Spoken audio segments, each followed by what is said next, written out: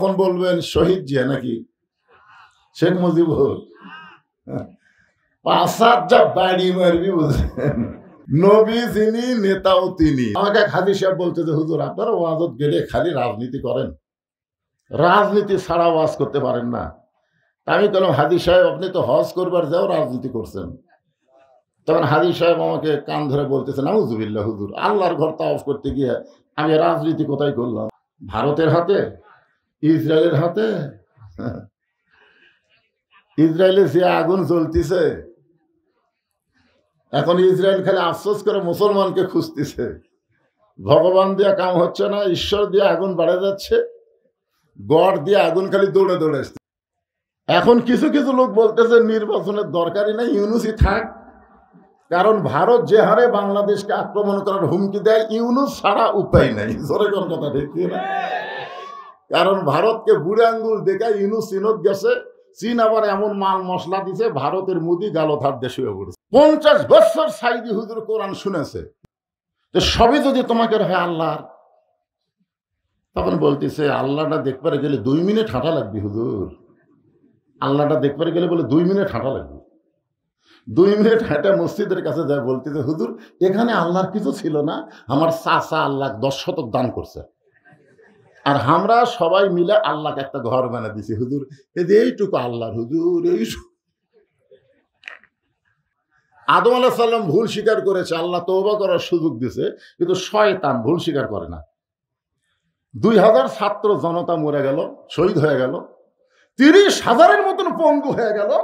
এখন পর্যন্ত অনেক শয়তান আছে, তারা ভুল স্বীকার করতেছে না। জোরে কোন কথা ঠিক কিনা? যে শয়তানের মাও ভারতত পড়ে গেছে, ই আরো বড় শয়তান। জোরে কোন কথা ঠিক কিনা? আজও পর্যন্ত আফসোসের কোন কথা মুখ দেবার হয় না, এখন পর্যন্ত এখনো হুমকি মারতেছে। আর বলেন তো, যারা দয়াল বাবা দরবারেতে কেউ ফিরে না খালি হাতে, এরা কি? জোরে গাওয়া লাগবে। এরা কি? আরো জোরে, জোরসে বলুন।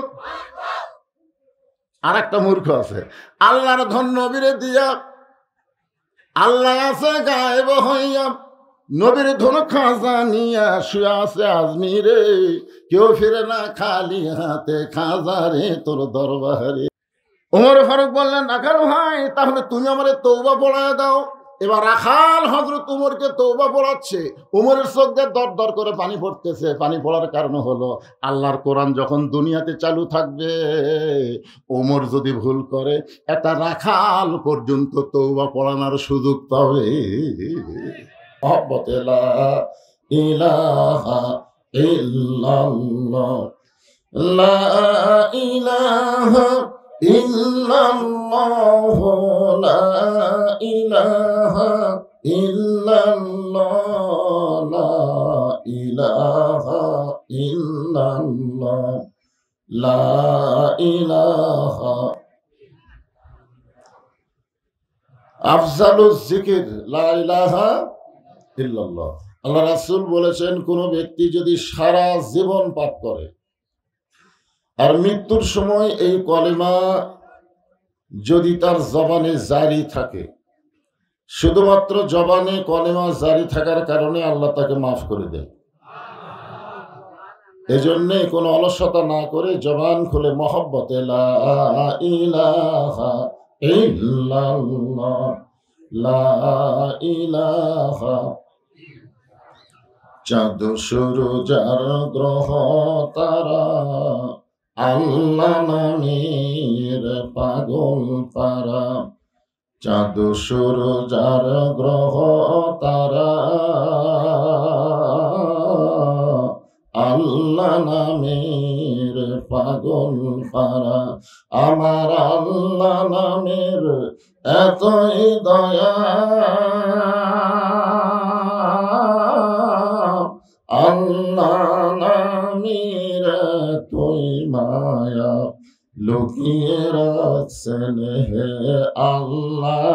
লা ইলাহা ইল্লাল্লাহ, লা ইলাহা ইল্লাল্লাহ, লা ইলাহা ইল্লাল্লাহ, লা ইলাহা ইল্লাল্লাহ।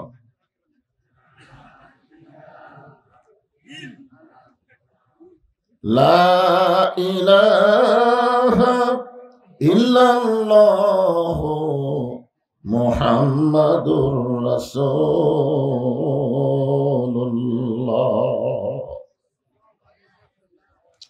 মুহাম্মদ রাসূলুল্লাহ বলার পরে কি বলতে হয়?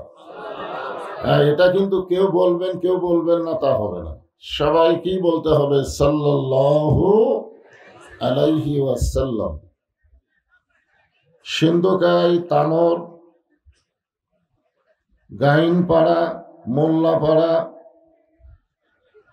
গভীরপাড়া ও কুঠিপাড়া গ্রামবাসীদের উদ্যোগে আজকের এই 2 দিন ব্যাপী তাফসীরুল কোরআন মাহফিলের প্রথম রজনীতে আল্লাহ তাআলা যেনাকে সম্মানিত সভাপতির আসনে কবুল করেছেন, মাওলানা মোহাম্মদ মোকসেদ আলী, আজকের এই মাহফিলের সম্মানিত সভাপতিকে অন্তরের অন্তঃস্থল থেকে আমি শুভেচ্ছা জ্ঞাপন করছি।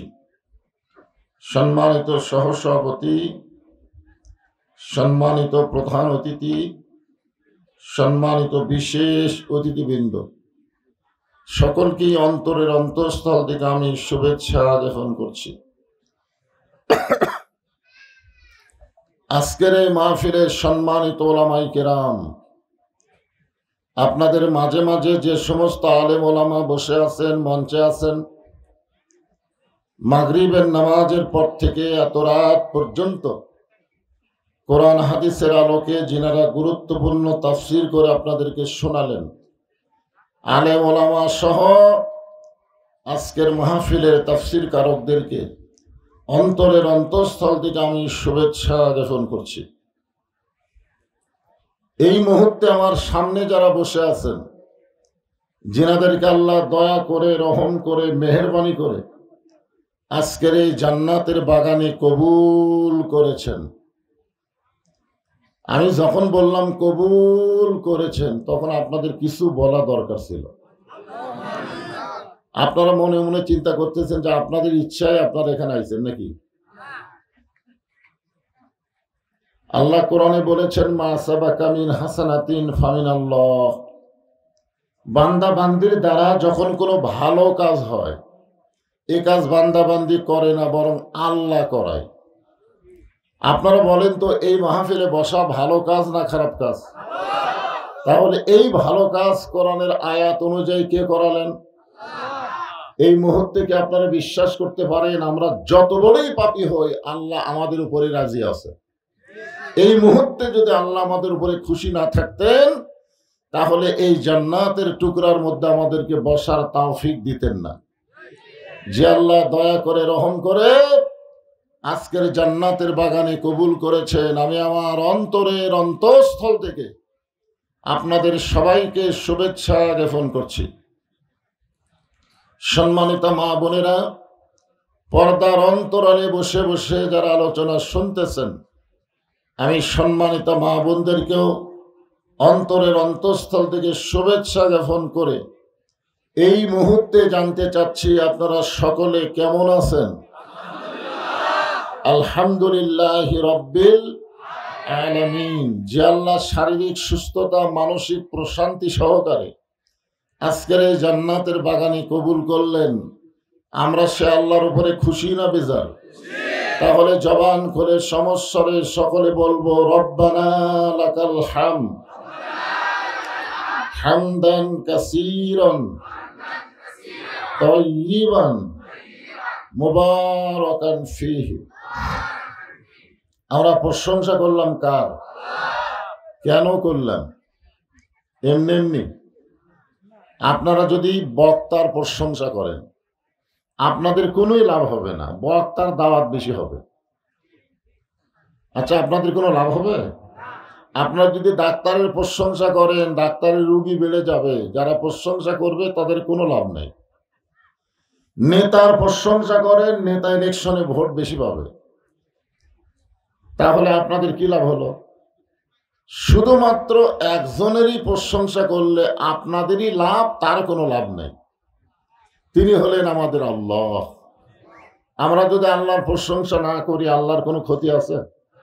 আমরা যদি সবসময় আল্লাহর প্রশংসা করি, আল্লাহর কোনো লাভ আছে? কারণ আল্লাহ আল্লাহ, আল্লাহ আল্লাহ। কিন্তু যারা আমরা প্রশংসা করলাম, আমাদের উপরে আল্লাহ এত খুশি হয়ে গেল, হাদিসের ভাষায় বলা হয়েছে তামলাউল মিজান, আল্লাহ মিজানকে নেকি দিয়ে পরিপূর্ণ করে দেয়। মিজান মানে কি? আরো জোরে কন, জোরসে বলুন, জোর হলো না, আরো জোরে। দাড়ি পাল্লা বলতে শরম লাগে। অনেকে মনে করছে হাইকোর্ট থেকে বাতিল করে দিছে। হাইকোর্ট থেকে বাতিল করলেও আল্লাহর কোরআনে দাড়ি পাল্লা আছে না নাই? ওয়াল ওয়াজনা বিল কিসতি ওয়ালা তুখসিরুল মিজান। সাহাবারা জিজ্ঞাসা করলেন, মিজান কত বড়? আল্লাহ রাসূল বললেন, আসমান এবং জমিনের ফাঁকা জায়গার সমান। এই যে সুবহানাল্লাহ বললেন, এতে কি হলো? আপনারা বসে আছেন তানুরের মাহফিলে, আর আপনাদের নামে আল্লাহ গাছ লাগাই দিল জান্নাতের বাগানে। আপনি কবে জান্নাত পাবেন?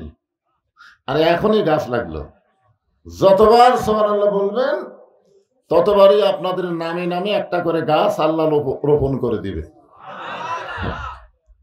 আপনারা কি মনে করতেছেন যে সুবহানাল্লাহ বলার পরে আপনাদের গাছ জান্নাতের বাগানে লাগার পরে আপনারা জাহান্নামে যাবেন? পৃথিবীর মধ্যে সবচাইতে জান্নাত পাওয়ার সন্দেহ করে মুসলমানেরা। আমি একজন হিন্দুকে বলছিলাম, মরলে কোথায় যাবে? স্বর্গে যাবো। দেখছেন, স্বর্গ মানি তো জান্নাত, মরলে স্বর্গে যাব। একজন মুসলমানকে বললাম, ভাই মরলে কোথায় যাবেন? কবরে যাব। আমরা সাহস করে বলতেই পারি না যে ফাদখুলি ফি ইবাদি ওয়াদখুলি জান্নাতি। কেউ যখন আল্লাহর বান্দা হয়ে গেল, ও তখনই জান্নাতে প্রবেশ করলো। বলেন সুবহানাল্লাহ। জান্নাতের মালিক কি হিন্দু, বৌদ্ধ, খ্রিস্টান? জান্নাতের মালিক হচ্ছে যারা আল্লাহর বান্দা। যে আল্লাহ তাআলা আমাদেরকে জন্মগতভাবে মুসলমানের ঘরে কবুল করেছেন। আমরা একদিক দিয়ে আগে থাকলাম। আল্লাহ বলেছেন, লা তামুতুন্না ইল্লা ওয়া আনতুম মুসলিমুন, মুসলমান না হয়ে তোমরা কেউ মরো না। যারা হিন্দুর ঘরে, বৌদ্ধর ঘরে, খ্রিস্টানদের ঘরে, ইহুদির ঘরে জন্ম নিছে, তারা মুসলমান হয়ে মরতে পারবে কিনা সন্দেহ আছে। জোরে গান কথা ঠিক কিনা? কিন্তু যারা আমরা মুসলমানের ঘরে জন্ম নিলাম, আমাদের মুসলমান হয়ে মরার ব্যাপারে কোনো সন্দেহ নাই। এই জন্যে আমরা প্রশংসা আল্লাহর কম করব না বেশি করব? সব সময় আল্লাহর প্রশংসা করব, আলহামদুলিল্লাহ। হয়েছে করা যাবে না তো, একেবারে চুপ চুপ থেকে বসা লাগবে। আমাদের বাংলাদেশে কিছু কিছু সামসা, কিছু কিছু নেতা আছে না নাই? মাঝে মধ্যে সামসাকে নেতা বলে। যদি কোনো জায়গা ঠেকে যাস, আমাদের বগুড়ার ভাষা, তাহলে আমাকে স্মরণ করিস। ধর মোবাইল নম্বর নে, বিপদে পড়লে আমাকে স্মরণ করবি।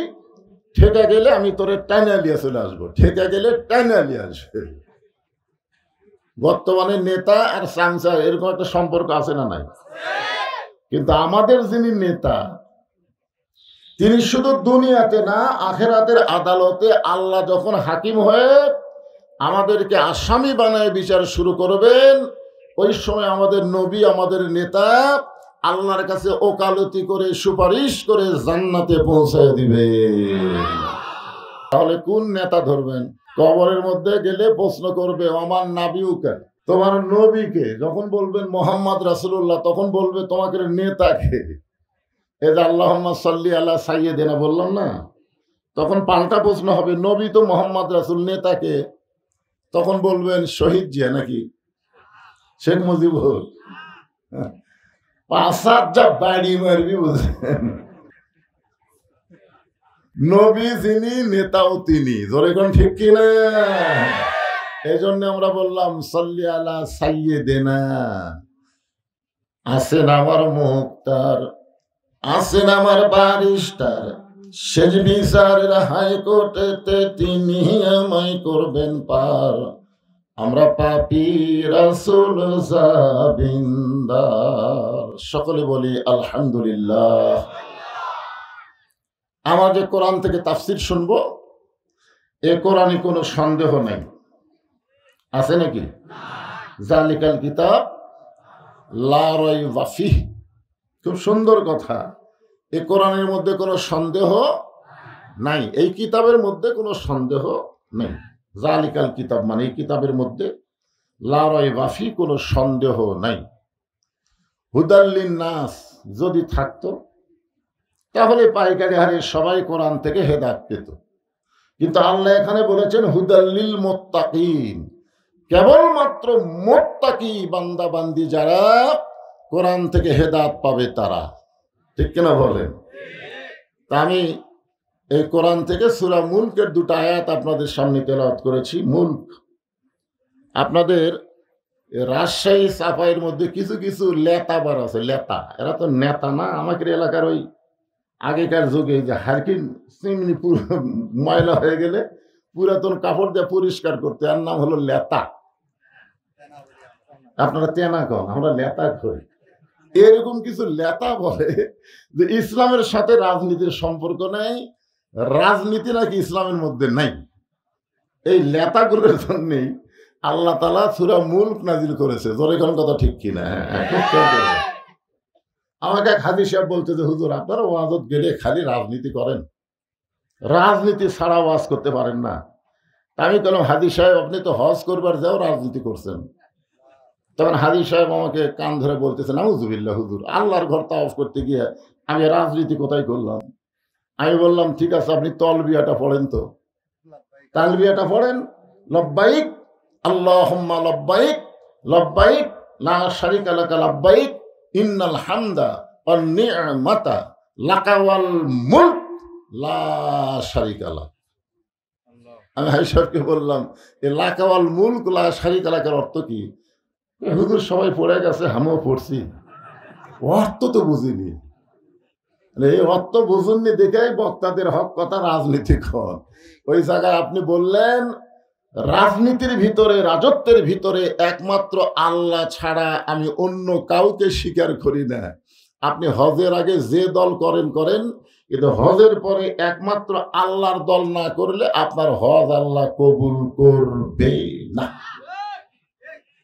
কারণ যে কাবা ঘরের সামনে আপনি স্বীকার করলেন লাকাওয়াল মুলক লা শারিকা লাক, আর কাবা ছাড়া বাংলাদেশে আইসা আপনি মানুষের দল করবেন, আল্লাহ ঠেকাও পড়েনি আপনার হজ কবুল করা। জোরেগান কথা ঠিক কিনা? এখন এই পবিত্র কোরআনে একটা একটা সূরা দিলেন আল্লাহ। মুলক, মুলক মানে রাজ্য, রাজত্ব।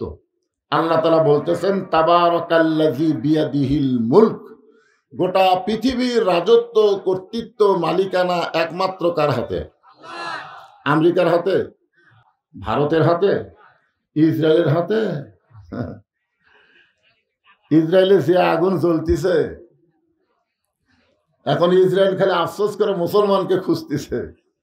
ভগবান দিয়ে কাম হচ্ছে না, ঈশ্বর দিয়ে আগুন বাড়ে যাচ্ছে, গড় দিয়ে আগুন খালি দৌড়ে দৌড়ে আসতেছে। এখন আল্লাহ ছাড়া গতি নাই। জোরে কোন কথা ঠিক কিনা ভাই? গোটা পৃথিবীর রাজত্ব, কর্তৃত্ব, মালিকানা একমাত্র আল্লাহর হাতে। ওয়া আলা কুল্লি শাইইন কাদির। প্রত্যেকটা বিষয়ের উপরে, প্রত্যেকটা বিষয়, প্রত্যেকটা বিষয়ের উপরে একমাত্র ক্ষমতা কার? এটা বিশ্বাস করা লাগবে তো, খালি মুখ দিয়ে বলে হবে না। প্রত্যেকটা বিষয়ের উপরে একমাত্র ক্ষমতা আল্লাহ। সে আল্লাহ বলতেছেন আল্লাযী খালাকাল মাউতা ওয়াল হায়াতা লিয়াবলুয়াকুম আইয়ুকুম আহসানু আমালান ওয়া হুয়াল আজিজুল গফুর। মৃত্যু এবং হায়াতকে, মাইকের সাউন্ড একটু সাইজ করো বাবা, বেশি জোরে দিও না, আবার আস্তে দিও না।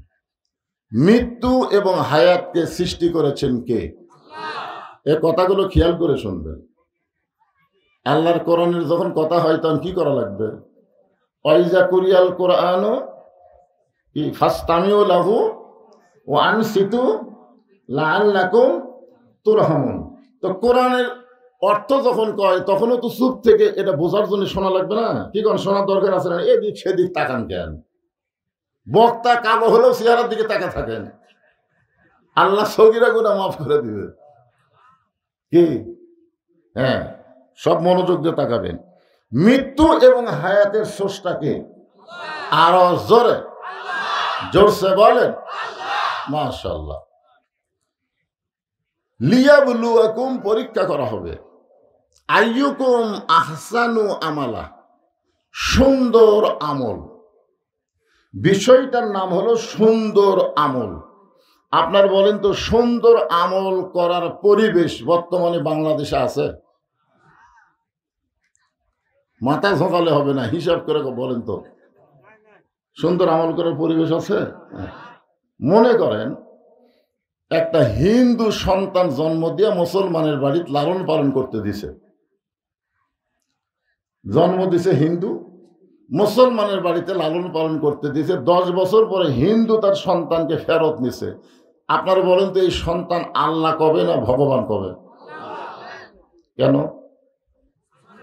তো মুসলমানের পরিবেশে বড় হচ্ছে। আচ্ছা, একটা মুসলমান তার সন্তানকে জন্ম দিছে, দিয়ে হিন্দুর বাড়িতে লালন পালন করতে দিছে, 10 বছর পরে মুসলমান তার সন্তানকে ফেরত নিছে। আপনার বলেন যে এই সন্তান আল্লাহ কবে না ভগবান কবে? তার মানে বোঝা গেল, জন্ম দিলেই হিন্দু মুসলমান হয় না, হিন্দু মুসলমান হয় পরিবেশের কারণে। বর্তমানে আমাদের বাংলাদেশে যে পরিবেশ চলতেছে, আপনারা একটু চিন্তা করে কম তো, এটা মুসলমানের পরিবেশ না হিন্দুর পরিবেশ? তাহলে পরিবেশ পাল্টান লাগবে। কি দিয়ে পাল্টাবেন? এই জন্য আল্লাহ বলতেছেন লিয়াবলুয়াকুম, তোমাদের পরীক্ষা করা হবে, আইয়ুকুম আহসানু আমালা। একটু মনোযোগ দিয়ে শোনেন। সুন্দর আমল করতে গেলে ধারাপাতের মতো একটু খেয়াল করেন, তারপর আর খেয়াল না করলে আপনারা এমনি খেয়াল করবেন। আগে ওয়াজের লাইনও তুটপাত দেন। সুন্দর পরিবেশ তৈরি করতে গেলে সুন্দর একটা সমাজ লাগবে। কথা কন, লাগবে কি লাগবে না? সুন্দর একটা সমাজ যদি তৈরি করতে চান তাহলে সুন্দর একটা রাষ্ট্র লাগবে। জোরে কন, কি লাগবে? সুন্দর একটা রাষ্ট্র যদি তৈরি করতে চান তাহলে মানুষের তৈরি আইন দেওয়া হবে না, আল্লাহর কোরআন লাগবে। জোরে কন, কথা ঠিক কি না? এখন আপনারা বলেন, এই কোরআন কি খালি ওয়াজের মধ্যেই সীমাবদ্ধ না সব জায়গায়? এই যে বললো না আল কোরআনের আলো, আপনারা বললেন ঘরে ঘরে জালো।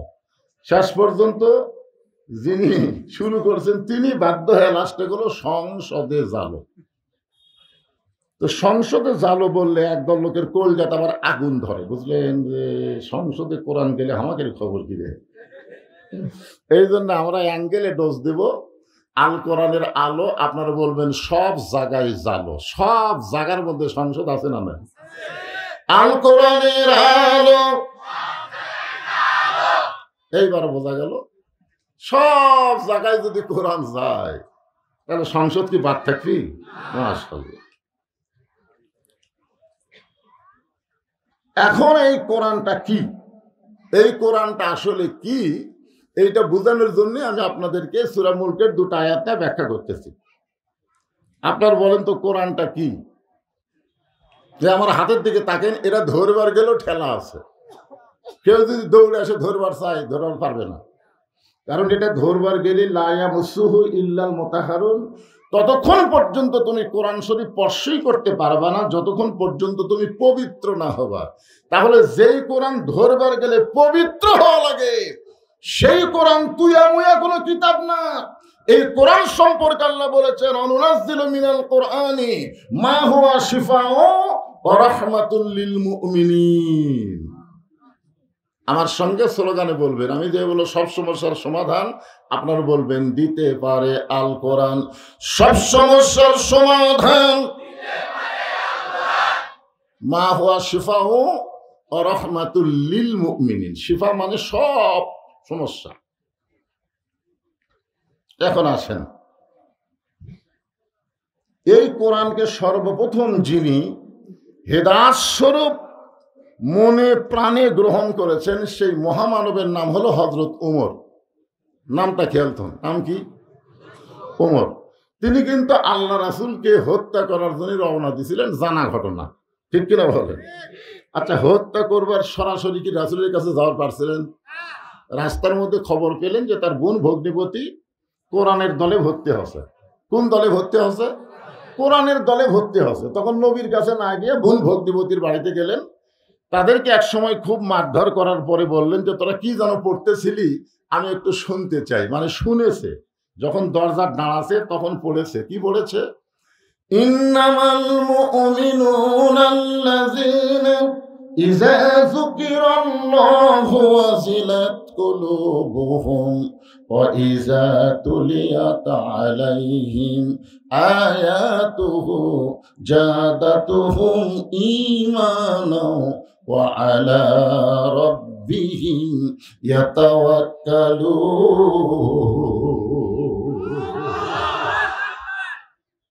বোন ভগ্নিপতি বলল, ভাইজান আপনি যতই পাওয়ারফুল হন, আপনি যতই শক্তিশালী হন, এইটা ধরবার গেলে আপনার পবিত্র হওয়া লাগবে। যাই হোক, শেষ পর্যন্ত হযরত ওমর আল্লাহ রাসূলের কাছে গেলেন, তরবারি জমা দিলেন, ঈমান গ্রহণ করে কোরআনের সবক নিলেন। এই কোরআনকে এমনভাবে গ্রহণ করলেন যে কোরআনের ওসিলায় একসময় আল্লাহ তাকে বাংলাদেশের মতন ৯৬টা দেশের খলিফা বানায় দিলেন। আমাদের বাংলাদেশের মতন কয়টা? ৯৬টা দেশের খলিফা হযরত ওমর এক সময় হয়ে গেলেন। আইয়ুকুম আহসানু আমালা এই শব্দের ব্যাখ্যা শোনার জন্য গুরুত্ব দিয়ে শুনতে হবে। এক সময় তিনি নিজের গালে নিজে চড় মারতেছেন, ডান হাতে ডান গালে, বাম হাতে বাম গালে। মসজিদের মেম্বরে বসে নিজের গালে নিজে যখন চড়ায়, এমন সময় ওসমান গনি মসজিদের মধ্যে ঢুকে বলতেছে, আমিরুল মুমিনিন আপনি কি পাগল হয়ে গেলেন? কি আছে কি এর মধ্যে? বাচ্চা আছে।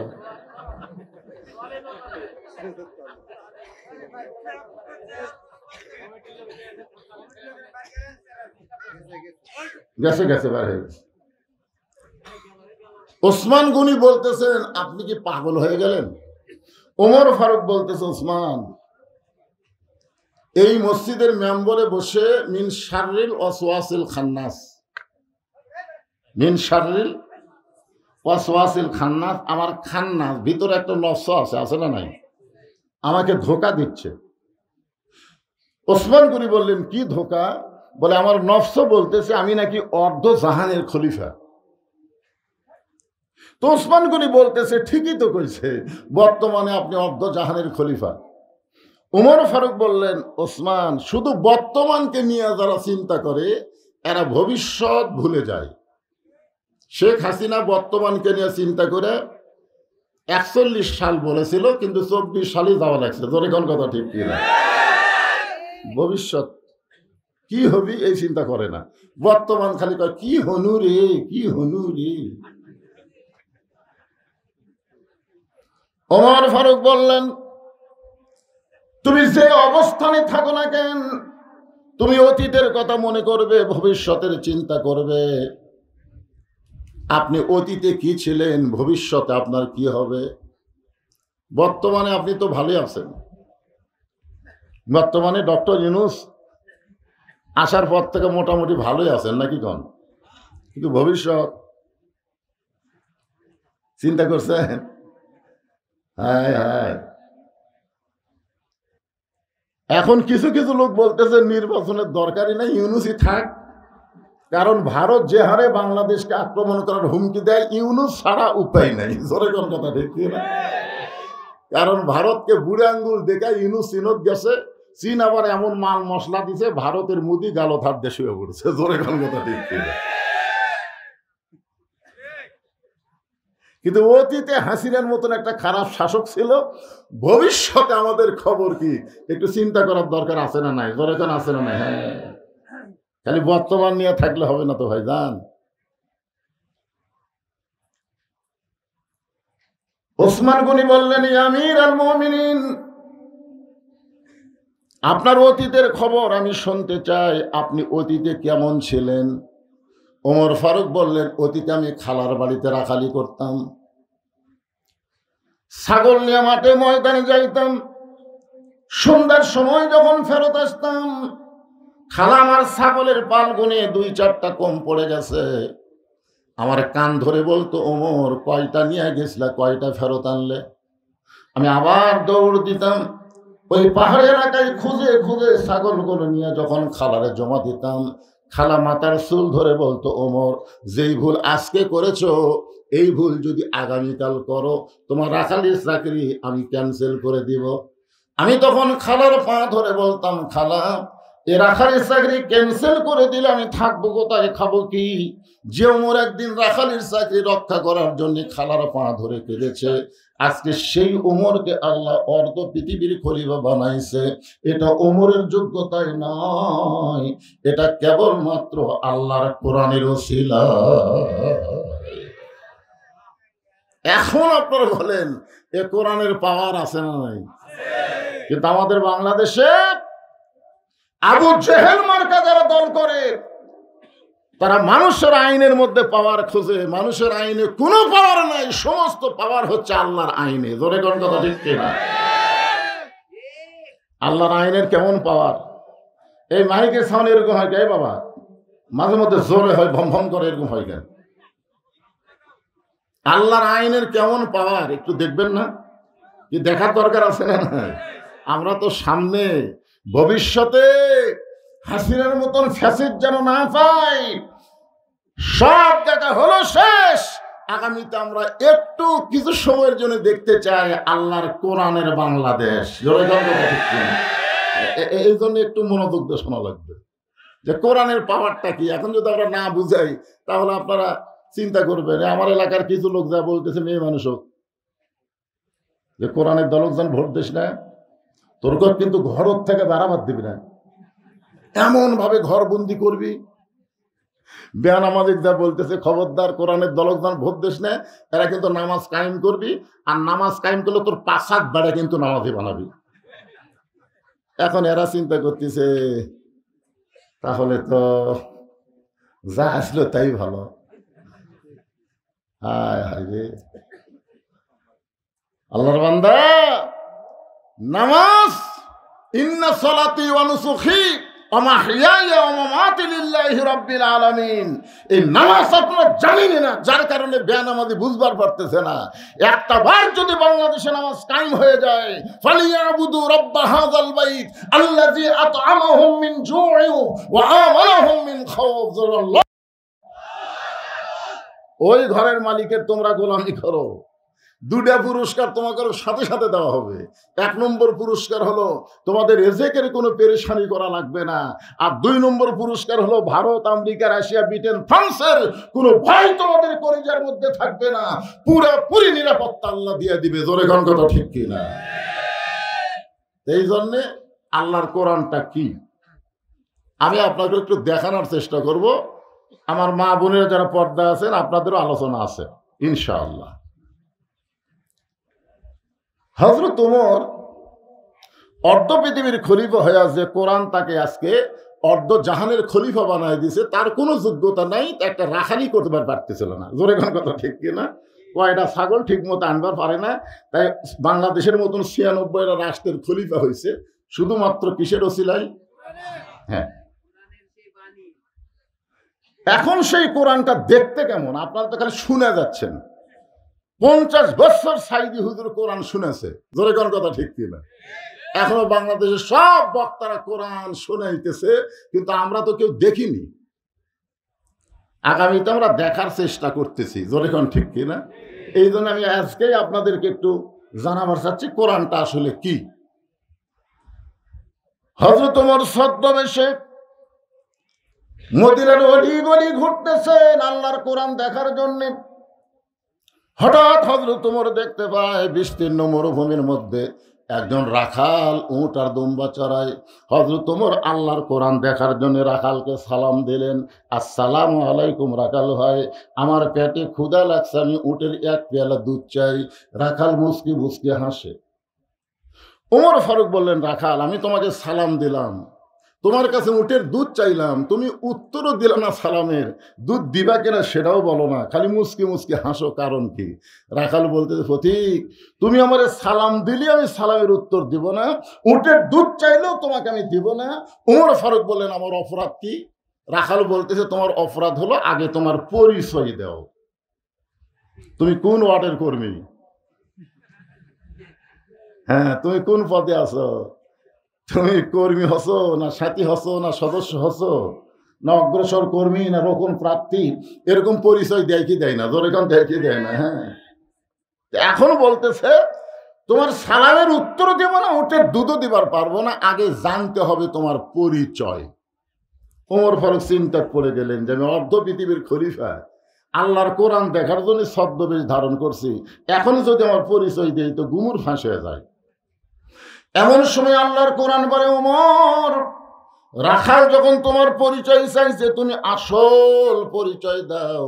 তোমার আসল পরিচয় হলো মিল্লাতা আবিকুম ইব্রাহিম ওয়া সাম্মাকুমুল মুসলিমিন। কি পরিচয়? আসল পরিচয় হলো তোমার জাতির পিতা ইব্রাহিম তোমার নাম রেখেছে মুসলমান। তাহলে আমরা এখানে যত মানুষ বসে আছি, আওয়ামী লীগ করেন, বিএনপি করেন, জাতীয় পার্টি করেন, জামাত করেন, তাবলিগ করেন, পীর মুরিদি করেন, আপনাদের আসল পরিচয় কি? আরো জোরে, জোরসে বলুন, জোর হলো না। মুসলমান মানে কি? কার কাছে? বুঝে শোনা কম। ওমর ফারুক বললেন, রাখাল আমার পরিচয় যখন শুনবার চাচ্ছ, আমার পরিচয় হলো আমি একজন মুসলমান। রাখাল মুসকে মুসকে হাসে আর বলে, আসল না নকল? ওমর ফারুক বলে, রাখাল মুসলমান তো মুসলমানই, এর মধ্যে আসল নকল কি? রাখাল বলতেছে, আসল মুসলমান যারা হবে তারা চাওয়ার ব্যাপারে সতর্ক থাকবে, আসল মুসলমান জীবন দিবে, কিন্তু রাষ্ট্রপতির কাছে বাঁচার দরখাস্ত লিখবে না। আসল মুসলমান দরকার হলে জীবন দিবে, কিন্তু বাতিলের সঙ্গে আপোষ করবে না। জোরে কোন কথা ঠিক? তুমি যদি আসল মুসলমান হও, তুমি দুধ চাইছো কার কাছে? ওমর ফারুক চমকে উঠছে। চমকে ওঠার কারণ হলো, আল্লাহর কোরআন যখন দুনিয়াতে চালু থাকবে, উমর যদি ভুল করে একটা রাখাল পর্যন্ত ভুল ধরবার পারবে। সুবহানাল্লাহ কর না খান। আজকে বাংলাদেশের কোন জায়গায় আল্লাহর আইন চালু না থাকলে মসজিদে চালু আছে, আছে না নাই? আওয়ামী লীগ, বিএনপি, জাতীয় পার্টি, জামাত ইসলাম, 4 দলের মুসল্লি মসজিদে গেছে, কিন্তু ইমামের মায়ের অসুখ, ইমাম মা উঠলে হাসপাতালত গেছে। এখন 4 দলের মুসল্লিরা চিন্তা করতেছে, কে হুজুর যখন নাই কে ইমামতি করবি? তখন আওয়ামী লীগের যাই বলো রে, তাই জামাত ইসলামের এক নেতার কাছে বলতেছে, ভাই দেখতেছেন আজকে হুজুর নাই রে, সামনে কে যাবি? তো বলতেছে, ভাই আওয়ামী লীগ আছে, বিএনপি আছে, জাতীয় পার্টি আছে। তখন 3 দলই বলতেছে, আমরা মুসল্লি হবার পারি, তবে ইমাম হবার পারি না। খেলার নাম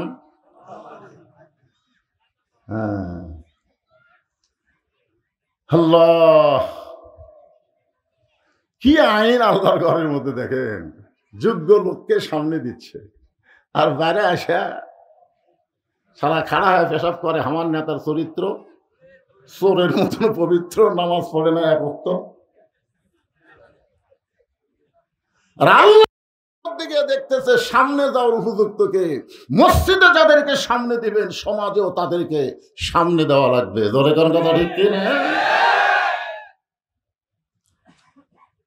এখন মনে করেন ইমাম সাহেব দাওরা পাস, টাইটেল পাস, আসরের নামাজ হলো 4 রাকাত। কয় রাকাত? 2 রাকাতে ইমাম বসেছে, আবার 3 রাকাতে বসে গেছে, বসা লাগবে 2 বার, 2 রাকাত 4 রাকাত। জোরে গান ঠিক কিনা? কিন্তু ইমাম 3 রাকাতে যেই মাত্র বসেছে, সামনে কাতারের মুসল্লির খেয়াল নেই। সামনে কাতারের মুসল্লি মনে করতে যে হুজুর যা তাই, কিন্তু 3 নম্বর কাতারে এক অটো ভ্যান চলায়, ওই কয় কে রে, আসরের নামাজে 2 বৈঠক, 2 রাকাত 4 রাকাত, হুজুর যে 3 রাকাতে বসলো, আল্লাহু আকবার, যে আল্লাহ আকবার করছে ইমাম মনে মনে কয় টাইটেল পাস দাওরা পাস রে, তুই যতই লোক মাতে 41 সালের আগে উঠবো না। এই মনে করে ইমাম যদি স্বৈরাচারী হয়ে বসাই থাকে, আপনার মুসল্লি কার পক্ষে যাবেন? ভ্যানালার পক্ষে না নেতার পক্ষে? কেন যাবেন? কারণ মসজিদ কারো বাপের না, মসজিদে কোনো বাপের আইন চলবে না, স্বামীর আইন চলবে না, মসজিদে একমাত্র আল্লাহর আইন চলবে। জোরে কোন কথা ঠিক না? আল্লাহ নবীর তরিকা মোতাবেক ইমামতি কর, সামনে থাক। তরিকা পাল্টাবো তো বাদ দিয়ে আমরা নতুন নেতা বানাবো। জোরে কোন কথা ঠিক না? মসজিদে আল্লাহর আইন চলবি আর সমাজে চলবি না, এটা কেমন মুনাফিকি? সব লোক মসজিদ আল্লাহ দিয়া বাদ বাকি নিজের নাম রেকর্ড করে নিয়েছে। হুজুর দেখতেছেন ওটা হুজুর আমার, হুজুর ওই সাইড দেখতে পুকুর দেখতেছেন ওটা আমার, ওই সামনে যে জমিগুলো দেখতেছেন ওটাও আমার। আসাদু আল্লাহ ইলাহা ইল্লাল্লাহ, নামাজ আসাদু আল্লাহ ইলাহা, আবার বলছে ও দেখতেছেন ওটাও আমার। আর এই সেটা আমার বাপ চাচা, এলাকার মধ্যে পাও দেওয়ার জায়গা কারো নাই। তো সবই যদি তোমাকে হয় আল্লাহর, তখন বলতেছে আল্লাহটা দেখবারে গেলে 2 মিনিট হাঁটা লাগবে হুজুর। আল্লাহটা দেখবারে গেলে বলে 2 মিনিট হাঁটা লাগবে। 2 মিনিট হাঁটা মসজিদের কাছে যায়, বলতেছে হুজুর এখানে আল্লাহর কিছু ছিল না, আমার চাচা আল্লাহ 10 শতক দান করছে, আর আমরা সবাই মিলে আল্লাহকে একটা ঘর বানা দিছি হুজুর, এই যে এইটুকু আল্লাহর হুজুর। এই ফেরেশতাকায় আল্লাহ, এই দেশের নাম কি? আল্লাহ বলে এটাই তো ফেরাউনের বাংলাদেশ। ছোট্ট হামাক দিছে, বেশি অরালিছে। আল্লাহর কোরআন যখন চালু হবে, মসজিদ যেমন আল্লাহর, গোটা বাংলাদেশ আল্লাহর হয়ে যাবে। জোরে কোন কথা ঠিক কি না? কথা বলে। ওমর ফারুক চোখের পানি বের করে বলতেছে রাখাল ভাই, আসলে চাওয়ার ব্যাপারে আমার ভুল হয়ে গেছে। চাওয়ার ব্যাপারে আমার কি হয়ে গেছে? রাখাল বলতেছে ভুলটা যখন স্বীকার করলে, তাহলে আল্লাহ তোমাকে তওবা করার সুযোগ দিয়েছে। আদম আলাইহিস সালাম ভুল স্বীকার করেছে, আল্লাহ তওবা করার সুযোগ দিয়েছে, কিন্তু শয়তান ভুল স্বীকার করে না। 2000 ছাত্র জনতা মরে গেল, শহীদ হয়ে গেল, 30,000-এর মতন পঙ্গু হয়ে গেল। এখন পর্যন্ত অনেক শয়তান আছে, তারা ভুল স্বীকার করতেছে না। জোরে কোন কথা ঠিক কিনা? যে শয়তানের মাও ভারতত পলে গেছে, ই আরো বড় শয়তান। জোরে কোন কথা ঠিক কিনা? আজও পর্যন্ত আফসোসের কোন কথা মুখ দেবার হয় না, এখন পর্যন্ত এখনো হুমকি মারতেছে। আজও একটা কল ফাঁস হচ্ছে, দেখেন, কোনো আফসোস নাই। আচ্ছা ভুল হয়ে গেছে, উমর ফারুক বলতেছে ভাই আমার ভুল হয়ে গেছে। রাখাল বলে ভুলটা যখন স্বীকার করছো, আল্লাহ তোমাকে তওবা করার সুযোগ দিচ্ছে। আমরা 4 ভাই, আমার বড় ভাই প্রাইমারি হেডমাস্টার, আওয়ামী লীগ করে। আমার ছোট 2 ভাই 2 কলেজের প্রফেসর, এরা বিএমপি করে। 5ই আগস্টের পরে আমার বড় ভাই আমার মাদ্রাসা মসজিদে বিকেলবেলা ঢুকলো, আমি সিসি ক্যামেরাতে দেখলাম, উনি আসে না সহজে, কিন্তু ঢুকলো।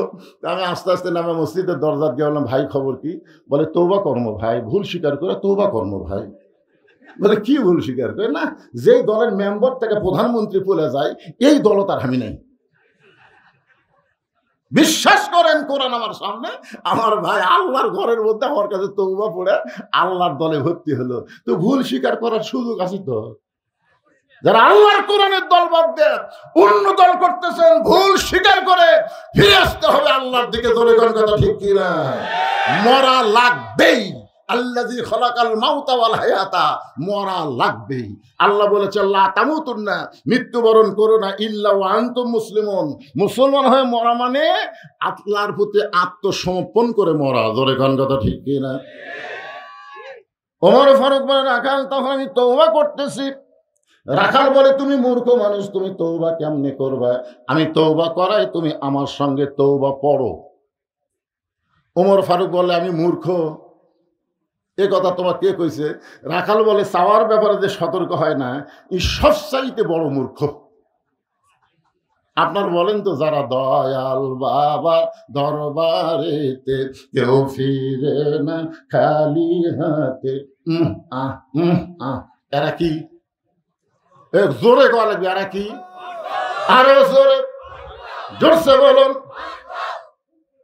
আর একটা মূর্খ আছে, আল্লাহর ধন নবীরে দিয়া, আল্লাহ আছে গায়েব হইয়া, নবীর ধন খাজা নিয়া শুয়ে আছে আজমিরে, কেউ ফিরে না খালি হাতে, খাজা রে তোর দরবারেতে।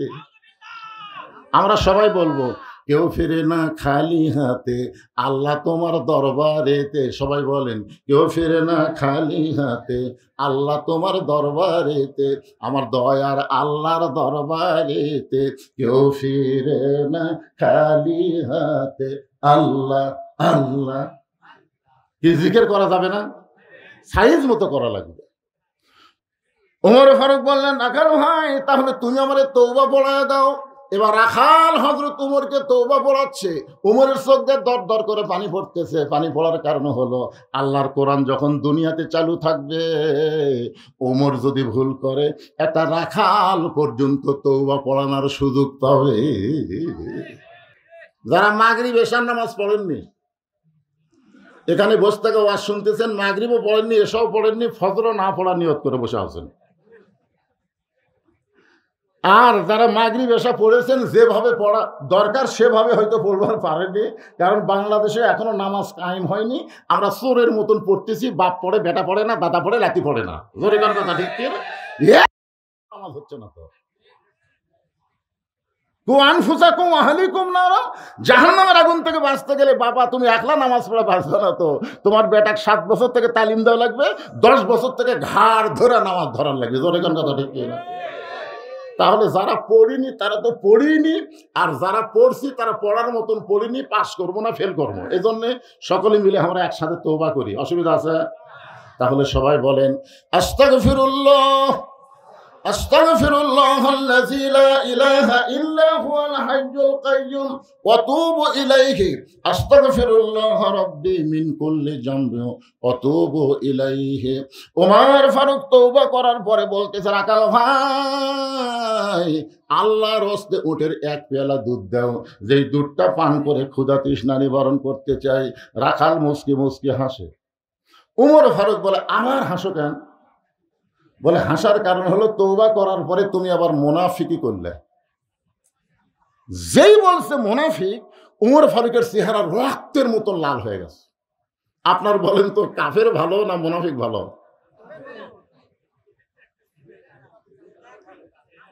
না, দুটা খারাপ ঠিকই আছে রে ভাই। আমি একজনকে বলছিলাম, আওয়ামী লীগ ভালো না বিএনপি ভালো? কি করবেন? আরে পাগলা, এই দুটার মধ্যে তো একটা ভালো আছে, আছে না? কথা না, কাফের থাকবে জাহান্নামের উপরে আর মুনাফিক থাকবে জাহান্নামের তলে। কাফেররা যে পেশাব পায়খানা করবি, মুনাফিক তলে থেকে খাবি। সাহাবীরা বললেন, হুজুর এই বদমাইশ মুনাফিক কোন দল থেকে বের হবে? আল্লাহ রাসূল বলেন, মুসলমানের মধ্যে মুনাফিকের আবাদ হবে। তাহলে মুনাফিকের আবাদ আমাদের মধ্যেই।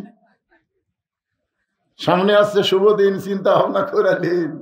আমার ভোট আমি দিব, যাকে খুশি তাকে দিব, তা চলবি না। আমার ভোট আমি দিব, দেখে শুনে বুঝে দেবো। জোরে কোন কথা ঠিক কিনা?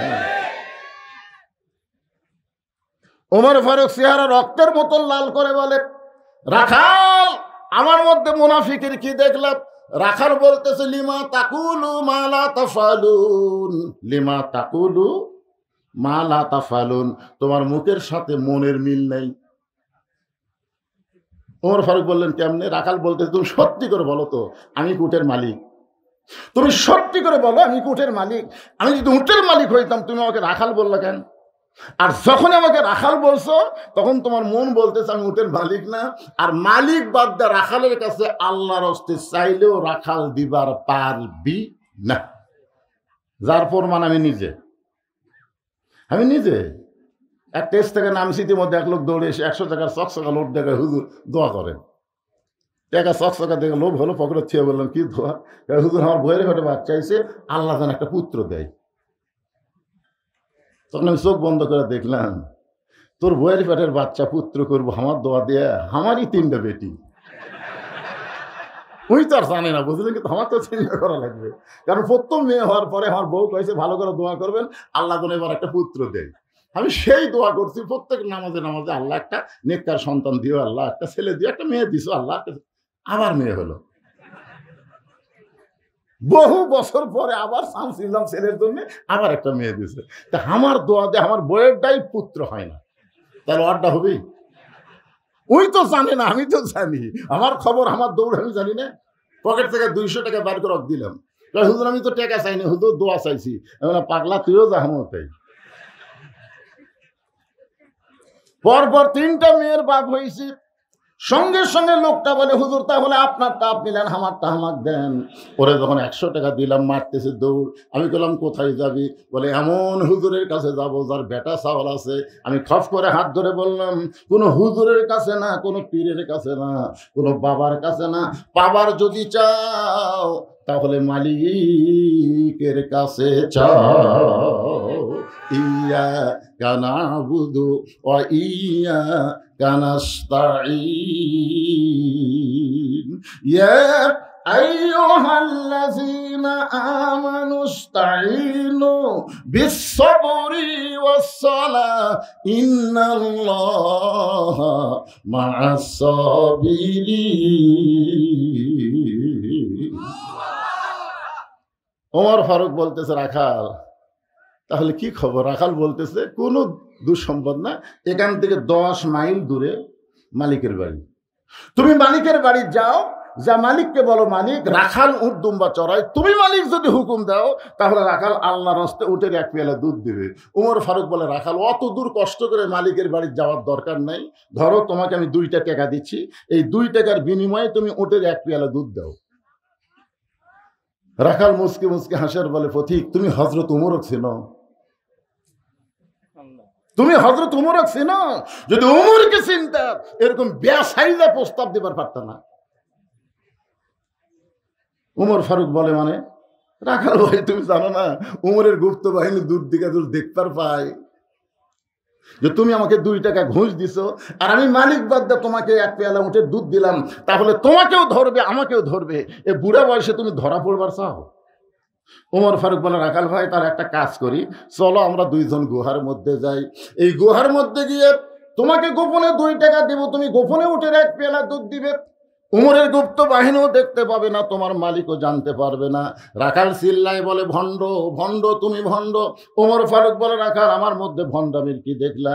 রাখাল বলে, পথিক উমরের গুপ্ত বাহিনী যেখানে দেখতে পায় না, আমার মালিক যেখানে জানতে পারে না, রাখালের আল্লাহ সেখানে দেখতে পায়।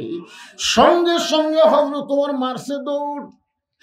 1 দৌড়ে পাহাড়ের পাদদেশে গিয়ে 2 রাকাত নামাজ পড়ে আল্লাহর কাছে কাঁদতেছে আর বলতেছে, আল্লাহ তোমার কোরআন এত সুন্দর, তোমার কোরআন এত সুন্দর। তোমার কোরআন যখন দুনিয়াতে চালু থাকে তখন কেউ না দেখলেও আল্লাহ দেখে, এ বিশ্বাস মুমিনের অন্তরে থাকে। সুবহানাল্লাহ।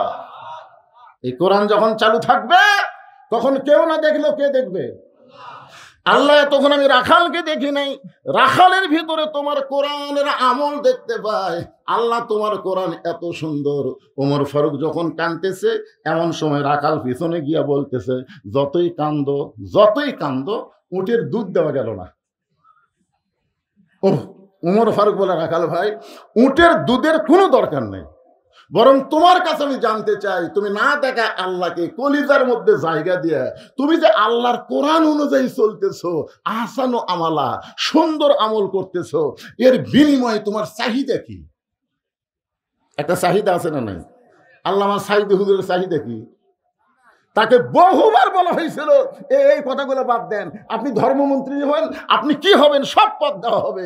তিনি একটা কথাই বলেছিলেন, সব বর্জন করব, আল্লাহ নবীর হক কথা বাদ দিব না। জোরে কোন কথা ঠিক কি না? 13 বছর জেলের মধ্যে থুলো, তারপর জেল থেকে বের করে হাসপাতালে হত্যা করলো। তার চাহিদা কি? চাহিদা কত? চাহিদা নাই। ওয়াজ করে সিরাজগঞ্জ রোডে আইছিস, টাঙ্গাইলের চমচম দিয়া। আমার বউ রাত তখন 1:30 বাজে মোবাইল করে বলতেছে, হুজুর খবর কি? আমি বললাম রোডে আইলাম, আজকে 2 কেজি টাঙ্গাইলের চমচম কিনছি। বউ বলতেছে, বাড়ির যান আসেন না। আমি বললাম কেন? বলে সন্ধ্যা থেকে পুলিশ খুঁজতেছে। পুলিশ খুঁজতেছে, আপনি আজকে বাড়িতে আসেন না। চিন্তা করলাম বাচ্চা কাচ্চার জন্য মিষ্টি কিনলাম, বাড়ির জবাব দিবে না, কি করি? শ্বশুরকে কল করলাম, আব্বাজান আমার শ্বশুর বলতেছে হঠাৎ এত রাত্রে মোবাইল। আমি বললাম আজকে একটু আপনার বাসার যাবার চাই। শ্বশুর বলতেছে দরকার নাই, কারণ তোমাকে পুলিশ খুঁজতেছে। বন্ধু বান্ধব খেয়েও বাড়িতে জায়গা দিল না, গাড়ি জঙ্গলের মধ্যে থুয়ে আলুর বাগুরের মধ্যে কম্বল পরে ঘুম পারলাম। চাহিদা কি চাহিদা? ওমর ফারুক বলে রাখাল, রোদের মধ্যে উর্দুম্বা চড়াও, তোমার ভালো কোনো বাড়ি নাই, ভালো কোনো চাকরি নাই, ভালো কোনো খাওয়া নাই, এরপরেও তুমি আল্লাহর কোরআন অনুযায়ী চলতেছো, তোমার চাহিদা কি? রাখাল চোখের পানি বের করে বলে পথিক, আমার চাহিদা যখন শুনতে চাও তাহলে আমার চাহিদা হলো রব্বানা আতিনা ফিদ দুনিয়া হাসানাতাও ওয়া ফিল আখিরাতি হাসানা ওয়া কিনা আযাবান্নার। দোয়া করেন না আপনারা? দোয়া করেন না? এই দোয়া করেন না? তাহলে সবাই বলেন রব্বানা আতিনা ফিদ দুনিয়া হাসানাতাও ওয়া ফিল আখিরাতি হাসানা ওয়া কিনা আযাবান্নার। ওমর ফারুক মূর্খের অভিনয় করে বলতেছে রাখাল ভাই, তোমার চাহিদার কথা শুনতে চাইলাম, আর তুমি আমাকে কি শুনাইলা? কোরআনের আয়াত। এই কোরআনের আয়াত দিয়ে তুমি কি বুঝাবার চাও? রাখাল বলতেছে তুমি আসলেই মূর্খ। আরে পাগলা, এই কোরআনের আয়াতের মধ্যে দুটা চাহিদার কথা আছে, একটা হলো দুনিয়ার সৌন্দর্য, একটা হলো আখিরাতের সৌন্দর্য।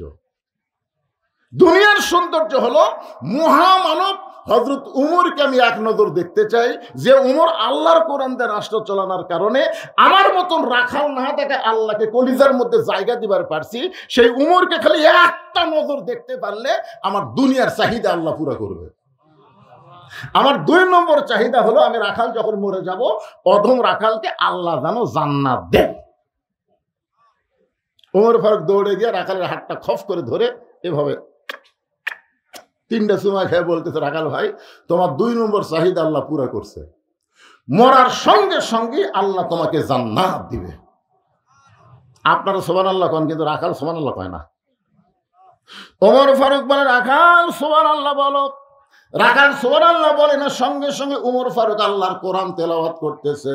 ইন্নাল্লাযীনা ক্বালু রাব্বুনাল্লাহু সুম্মা ইসতাকামু তাতানাজ্জালু আলাইহিমুল মালাইকা আল্লা তাখাফু ওয়া লা তাহজানু ওয়া আবশিরু বিল জান্নাতিল্লাতী কুনতুম তুআদুন। এরপরেও রাখাল মাটির দিকে তাকা থেকে সুবহানাল্লাহ কয় না। ওমর ফারুক বলে কেন রাখালাই, মরার সাথে সাথে আল্লাহ তোমাকে জান্নাত দিবে, সুবহানাল্লাহ কও না কেন? রাখাল বলতেছে পথিক তুমি খুব চালাক, মরার পরে জান্নাত দিবে এই বাকি কথা সহজেই বলতেছো, কিন্তু হযরত উমরকে এক নজর দেখতে পাবো এই লগত কথা বলতে তোমার কোন জাকাত বাঁচে? ওমর ফারুক চিন্তাত পড়ে গেছে, যে রাখাল আমাকে তওবা পড়াছে, যে রাখাল আমাকে মুনাফিক করছে, যে রাখাল আমাকে ভণ্ড করছে, এখন যদি বলি আমি ওমর, বলাও সারা, হার্ট ফেল করে মরাও সারা। বুঝতে পারতেছে না? ওমর রাস্তাতে গেলে শয়তান কয়দিন যায় না, আর সেই উমরও কি পড়াছে? কথা কয় না, তওবা পড়াছে। মুনাফিক করছে, ভণ্ড করছে, এখন যদি বলে ভাই রাখাল তুমি যে উমর দেখ পারছো, আমি সে উমরে বলা শোনাও সারা মরাও সারা। ওমর ফারুক চিন্তায় পড়ে গেলেন, আমি যে ওমর, এই কথা রাখালকে কেমনে বলবো? এমন সময় আল্লাহর কোরআন বলতেছে উদউ ইলা সাবিলি রাব্বিকা বিল হিকমাহ। ওমর ডাইরেক্ট যদি বলবার না পারো তাহলে হিকমতের সাথে বলো। ওমর ফারুক বলে রাখাল ভাই, সত্যি যদি ওমরকে তুমি দেখতে চাও তাহলে ফজরের নামাজ তোমাকে সামনে কাতারে আদায় করা লাগবে। ফজর যদি সামনে কাতারে আদায় করো, মেহরাবের দিকে লক্ষ্য করে দেখবা যেই মানুষটা ইমামতি করতেছে ওই মানুষটি হলেন হযরত ওমর। তাহলে আল্লাহর কোরআন দিয়ে যখন রাষ্ট্র চলবে তখন প্রধানমন্ত্রী কি করা লাগবে? আর কথা কয় না, আর কথা কয় না। আর আল্লাহর কোরআন ছাড়া তারা প্রধানমন্ত্রী হবে, ইমামতি। এবার খালি ডক্টর ইউনূস একটু ঈদের জামাতে শামিল হচ্ছে, তাই মানুষ কি খুশি রে। যদি ঈদের নামাজের খুতবা দিত তাহলে জনগণ কি খুশি হতো। কথা কর না কেন ভাই? আল্লাহর কোরআন দিয়ে যখন বাংলাদেশ চলবে, তখন দেশের প্রধান, দেশের বড় ঈদগার খতিব হবে, বড় মসজিদের খতিব হবে। জোরে করে কথা বল না কেন? খতিব হলে কি হবে? অর্ধ পৃথিবীর খলিফা হযরত ওমর খতিব খুতবা দিচ্ছে, মাঝখান থেকে একজন দাঁড়ায় বলতেছে বন্ধ করেন, খুতবা বন্ধ করেন। ওমর ফারুক বললেন বন্ধ কেন? বলে আমাদেরকে খাটো পাঞ্জাবি দিয়ে আর আপনি লম্বা জুব্বা পরে খুতবা দিচ্ছেন। যতক্ষণ পর্যন্ত জুব্বা কেমনে লম্বা হলো এটা না বলবেন ততক্ষণ খুতবা শুনবো না। বাংলাদেশের মতন 96টা দেশের খলিফা, আল্লাহর কোরআন দিয়ে রাষ্ট্র চলে, একটা মুসল্লি পর্যন্ত খুতবা আটকা দিছে। এটাই হলো আল্লাহর কোরআন। জোরে কোন কথা ঠিক কি না? ওমর ফারুক বললেন রাখাল, সত্যি যদি ওমরকে দেখতে চাও তাহলে ফজরের নামাজ তোমাকে সামনে কাতারে আদায় করা লাগবে। ফজর যদি সামনে কাতারে আদায় করো, মেহরাবের দিকে লক্ষ্য করে দেখবা যেই মানুষটা ইমামতি করতেছে ওই মানুষটি হলেন হযরত ওমর। রাখাল বলতেছে ভাইজান, আমি মসজিদের বারান্দায় নামাজ পড়ি, আমি মসজিদের ভিতরে ঢোকার সাহস পাই না। মসজিদের মধ্যে দামি দামি সাহাবি, ওই দামি দামি সাহাবির মধ্যে আমি একটা রাখাল কেমনে যাই? মসজিদের মধ্যে একটু মনোযোগ দিয়ে শুনবেন, বিরক্ত হচ্ছেন? আমি হলাম একজন রাখাল, ইনাদের মধ্যে একটু, কমিটির মধ্যে একটু চিন্তা হচ্ছে। সে চিন্তাটা কি আমি বুঝতে পারছি। আমি কিন্তু কানা বক্তা লই, আমার কিন্তু চোখ আছে। আমি শ্রোতার দিকে খেয়াল করে দেখতেছি, শ্রোতারা দুই একজন আসতেছে, বসতেছে, উঠতেছে না কেউ। ওই দিকে কতগুলো খালি হো হো মারতেছে। ওরা কি ব্যাগ নিয়ে আসে নাকি? আচ্ছা, আপনার ব্যাগ পার্টি রেডি আছে? ব্যাগ পার্টি, এই ব্যাগ আলারা কোথায় রে? কমিটির মধ্যে একটু চিন্তা ভাবনা করতেছে, হুজুর যে ওয়াজ ধরলো এই ওয়াজ তো খুবই শেষ হবি না। আমি কিন্তু ওয়াজ শেষ পর্যন্ত কর্ম, তাতে যদি 10টা লোক থাকে তাহলে ওয়াজ শেষ পর্যন্ত করা লাগবে। আগামীকাল পর্যন্ত বাঁচার গ্যারান্টি আমার নাই। জোরে কথা কর না কেন ভাই জান? আমি এই ওয়াজ ঠিক বলবো, আগামী বছর আবার দাও তো, আগামী বছর বইয়ের কাছে বলে যাচ্ছি মাপ দাও, বাড়িতে আসবে নাও পারি। এতদিন পুলিশ ধরার চিন্তা করছে, এখন আজরাইল ধরার চিন্তা করো। জোরে করে কথা ঠিক। রাখাল চোখের বাড়ি বের করে বলতেছে আমি বারান্দায় নামাজ পড়ি, আমি মসজিদের ভিতরে ঢোকার সাহস পাই না, কারণ মসজিদে দামি দামি সাহাবি, ওই দামি দামি সাহাবির মধ্যে আমি একটা সাধারণ রাখাল কেমনে যাই? ওমর ফারুক বলে রাখাল, তুমি এত কিছু জানো, তুমি কোরআনের এই আয়াত কি জানো না? ইন্না আকরামাকুম ইনদাল্লাহি আতকাকুম, ওই ব্যক্তি সবচাইতে দামি হয় যার কলিজার ভিতরে আল্লাহর বেশি ভয়। আল্লাহু আকবার বলেন। কি মনোযোগ দিয়ে শোনেন, আমি চেয়ারে বসে ওয়াজ করতেছি, আমি বেশি দামি, আর আপনারা মাটির বসে ওয়াজ শুনতেছেন, আপনারা কম দামি। অনেক বক্তাকে আল্লাহ ধাক্কায় ধাক্কায় জাহান্নামে দিবে, অনেক শ্রোতাকে আল্লাহ বিনা হিসাবে জান্নাত দিয়ে দিবে। কি মনে করতেছেন বক্তার ঠেলা নাই? বক্তারা যদি লিমা তাকুলু মালা তাফালু না হয়, মুখে যা বলে আমলে তা করে না, এই বক্তার বাঁচা নাই বাজান। চিন্তা করে দেখেন, ওমর ফারুক বললেন রাখাল, ইন্না আকরামাকুম ইনদাল্লাহি আতকাকুম, ওই ব্যক্তির সবচাইতে দামি হয় যার কলিজার মধ্যে আল্লাহর বেশি ভয়। সত্যি যদি উমরকে দেখতে চাও তাহলে তোমাকে ফজরের নামাজ সামনে কাতারে আদায় করা লাগবে। রাখাল বলতেছে তাহলে এশার নামাজ পড়ে আজকে আর আমি বাড়ি যাব না, এশার নামাজ পড়ে আজকে আর আমি বাড়ি যাব না। ওমর ফারুক বললেন এশার নামাজ পড়ে বাড়ি কেন যাব না? রাখাল বলে এশা পড়ে যদি বাড়ি যায় তাহলে ফজরের নামাজ সামনে ধরতে যদি কষ্ট হয়। ওমর ফারুক বলে রাখাল তুমি বলো তো 5 ওয়াক্ত নামাজের মধ্যে 3 ওয়াক্ত তাড়াতাড়ি, এই আঙ্গুলের দিকে তাকান, কয় ওয়াক্ত? আসর, মাগরিব, এশা। আপনি দেখেন তো আসরের কিছুক্ষণ পরে কি কথা কয় না? আসরের কে ছেলেপেলে নামাজ পড়ো না তোমরা? আসরের কিছুক্ষণ পরে কি? মাগরিবের কিছুক্ষণ পরে। 2 ওয়াক্ত নামাজ লম্বা কেন? এশা থেকে ফজর, ফজর থেকে জোহর লম্বা কেন? রাখাল বলতেছে আমি তো জানি না ভাই। ওমর ফারুক তো বলবার পর এই মূর্খ, এতক্ষণ আমাকে মূর্খ মূর্খ করলু। কিন্তু না, নেতা হলে, নেতা যারা হবে তারা রাগ চেক দেওয়া লাগবে ভাই। কর্মীর সাথে নেতার কথার মিল হলে চলবে না। আমাদের কতগুলা নেতা এত সন্ত্রাসী, যার যা আছে তাই লেবার হও। তোমরা কি হাতে চুরি বুড়া থাকো নাকি? এটা নেতা না ডাকাত রে? নেতা কারে কয় জানেন? ওমর ফারুক বললেন, রাখাল ফজর থেকে জোহর আর এশা থেকে ফজর এই 2 ওয়াক্ত লম্বা কেন? রাখাল বলতেছে আমি জানি না। ওমর ফারুক বললেন, তাহলে শোনো, ফজর থেকে জোহর আল্লাহ লম্বা সময় দেওয়ার কারণ হলো এই সময়ের মধ্যে মানুষ চাকরি বাকরি করবে, ব্যবসা বাণিজ্য করবে, খেতে খামারে কাজ কাম করবে। এগুলো করতে গিয়ে তার দেহের যে ক্ষয় হবে, এশা থেকে ফজর আল্লাহ লম্বা সময় দিছে।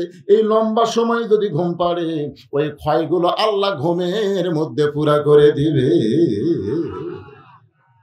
তুমি এশা থেকে ফজর ধরবার চাচ্ছা, যদি তোমার চোখে ঘুম ধরে, রাখাল বলতে ঘুম যদি ধরে মসজিদের মধ্যেই ঘুমিয়ে যাব।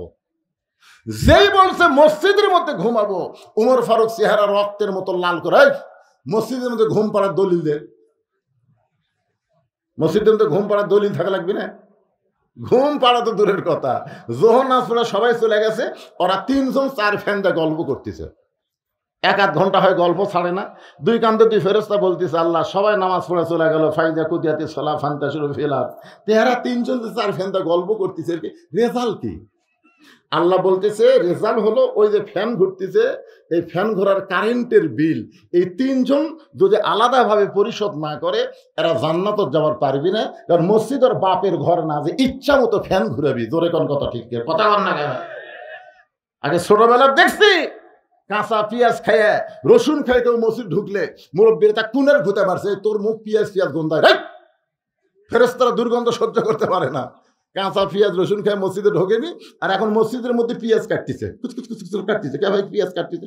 মুড়ি মাখমো হুজুর, মুড়ি মাখমো। মসজিদ তোর বাপের রান্নাঘর বানাছো? হ্যাঁ, আল্লাহর ঘর মসজিদের গুরুত্ব আছে না নাই? আছে না নাই? ওমর ফারুক বললেন, রাখাল আজানের গুরুত্ব দিও। 5 ওয়াক্ত নামাজের মধ্যে সবচাইতে গুরুত্বপূর্ণ আজান হলো ফজরের আজান। জোরে বলেন, কিসের আজান?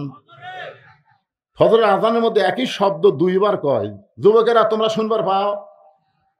মুরব্বী করে বলতেছেন, আপনারা তো শুনবেনই। চামড়া ঢিল, আল্লাহর সাথে দিছেন মিল। এই যুবকেরা চামড়া টাইট, টাইট। 3টা পর্যন্ত ফেসবুক দেখে, টাইট। যেই ফজরের আগের দিক দ্বারা ঘুমায় যায়, আসসালাতু খায়রুম মিনান নাওম, যদিও শুনবার পায় শীতের দিন, ল্যাপ তুলে দিছে মাথার উপরে। এখন পাও যদি বাইরে থাকে, পাও টানে বুকের কাছে থসে, বাইরে থেকে মনে করবেন চাউলের বস্তা ঢেঙ্গা থসে। মাথাও নাই, পাও নাই। কোন একজন চালাকি করে যদি ল্যাপ টান দেন, ল্যাপের মধ্যে তাকায় দেখবেন ল্যাপের ভিতর ওর সাইজ আর সকালবেলা সাইড থেকে কুত্তার সাইজ একই সাইজ। ফজরের নামাজ বাদ দিয়ে ঘুম পাড়ে যারা, আপনার বলবেন কুত্তার আমল করে তারা। ফজরের নামাজ বাদ দিয়ে ঘুম পাড়ে যারা, কে কে বলতেছেন? আরে জোরে জোরে বলা লাগবে। যে বলো ফজরের নামাজ বাদ দিয়ে ঘুম পাড়ে যারা, কুত্তার আমল করে তারা। ফজরের নামাজ বাদ দিয়ে ঘুম পাড়ে যারা, লালপুর, এ ওয়াজটা আমি লালপুর করছি, বুঝলেন? ফজরের নামাজ বাদ দিয়ে ঘুম পাড়ে যারা, কুত্তার আমল করে তারা। ভাই কেবল এই মিছিল করার সাথে সাথে 4-5টা কুত্তে আসে, ওই সাইডে গেলে যেরকম মুয়াজ্জিন আযান দিলে কতগুলো কুত্তে কাম কাম করে না? আমি চিন্তা করলাম, কে রে, কি ভুল করলাম, কুত্তা কাম কাম করে। আমি তারপর চিন্তা করলাম, সুম্মা রাদাদনাহু আসফালা সাফিলিন। ওরে তাই তো রে। আমি তখন আবার স্লোগান পাল্টায় বললাম, ফজরের নামাজ বাদ দিয়ে ঘুম পাড়ে যারা, কুত্তার চাইতেও খারাপ তারা। যেই কছে কুত্তার চাইতেও খারাপ তারা, কুত্তা দৌড়। কুত্তা কছে এইবার ঠিক ওয়াজ করছে। হে সুম্মা রাদাদনাহু আসফালা সাফিলিন, এরা জন্তু জানোয়ারের চাইতেও জঘন্য। এই ফজরের নামাজ কেউ যদি বাড়ি পড়ে, তার মধ্যেও মুনাফিকি থাকবে। জোরে কোন কথা ঠিক কিনা? ওমর ফারুক বললেন, রাখাল আজানের গুরুত্ব দিও। এতদিন রাখাল নামাজ পড়ছে বারান্দায়, কিন্তু আজকে নামাজ পড়বে সামনে কাতারে। যেই মাত্র মুয়াজ্জিন আজান দিয়েছে, রাখাল খুব জোরে সোরে মসজিদের বারান্দায় এসে বলতেছে, ও বারান্দা, আজকের মতো আমাকে মাফ করে দে, শুধু দেখার জন্য আমি ভিতরে ঢুকতেছি, আজকের জন্য আমাকে মাফ করে দে। যারা বারান্দার নামাজ পড়ে তাকে কিন্তু আলাদা একটা বৈশিষ্ট্য আছে, এরা সবার শেষে এসে আগে যাবি। জোরে কোন কথা ঠিক কিনা? রাখাল মসজিদের মধ্যে ঢুকতেছে, ভাইজান একটু গুরুত্বপূর্ণ ওয়াজ মনোযোগ দিয়ে শোনেন, ঢোকারও নিয়ম আছে না নাই? মসজিদের মধ্যে ঢুকতে গেলে কোন পায়ে? আওয়ামী লীগ যদি করেন কোন পায়ে? দল করেন বামপন্থী, ঢুকলেন ডান পাও। তার মানে বোঝা গেল আপনি নিজেই জানেন সব জায়গায় বামপন্থী চলবে না, ডান পায়ে শুধু ঢুকলে হবে না, জবান খুলে একটা দোয়াও পড়া লাগবে, আল্লাহুম্মা আফতাহ লি আবওয়াবা রহমাতিক।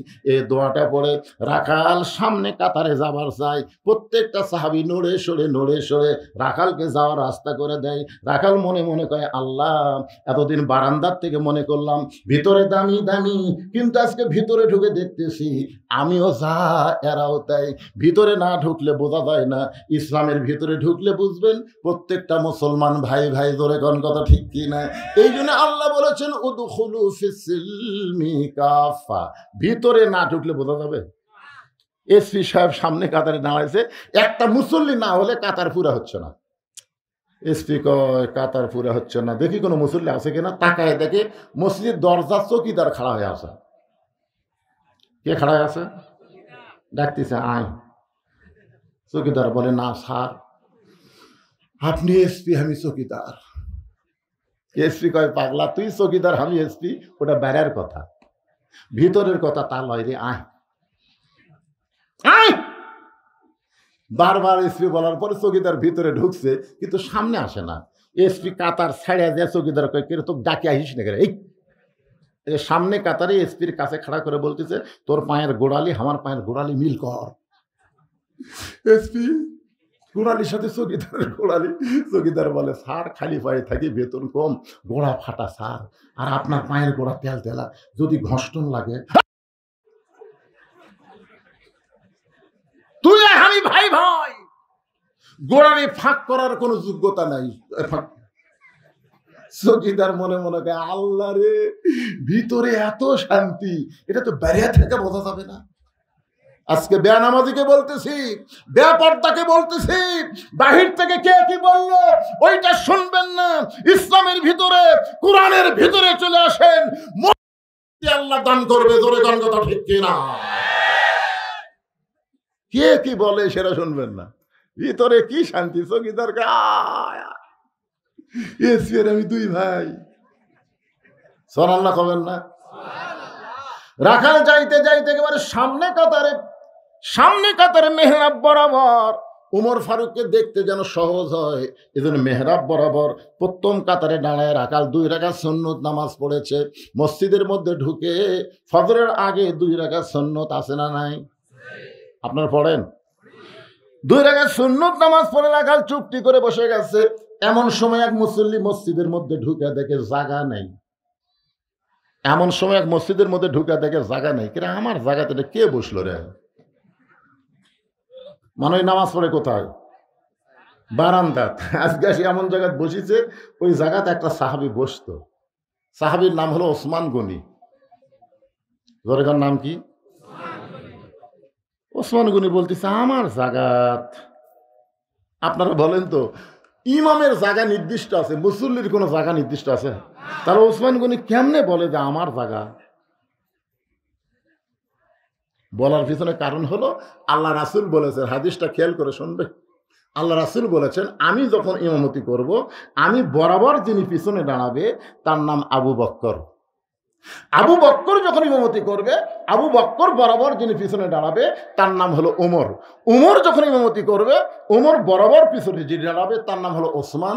ওসমান যখন ইমামতি করবে, ওসমান বরাবর পিছনে যিনি দাঁড়াবে তার নাম হলো আলী। আলী যখন ইমামতি করবে, আলী বরাবর পিছনে শব্দ উল্লেখ করে রাসূল আর কারো নাম বলেন না।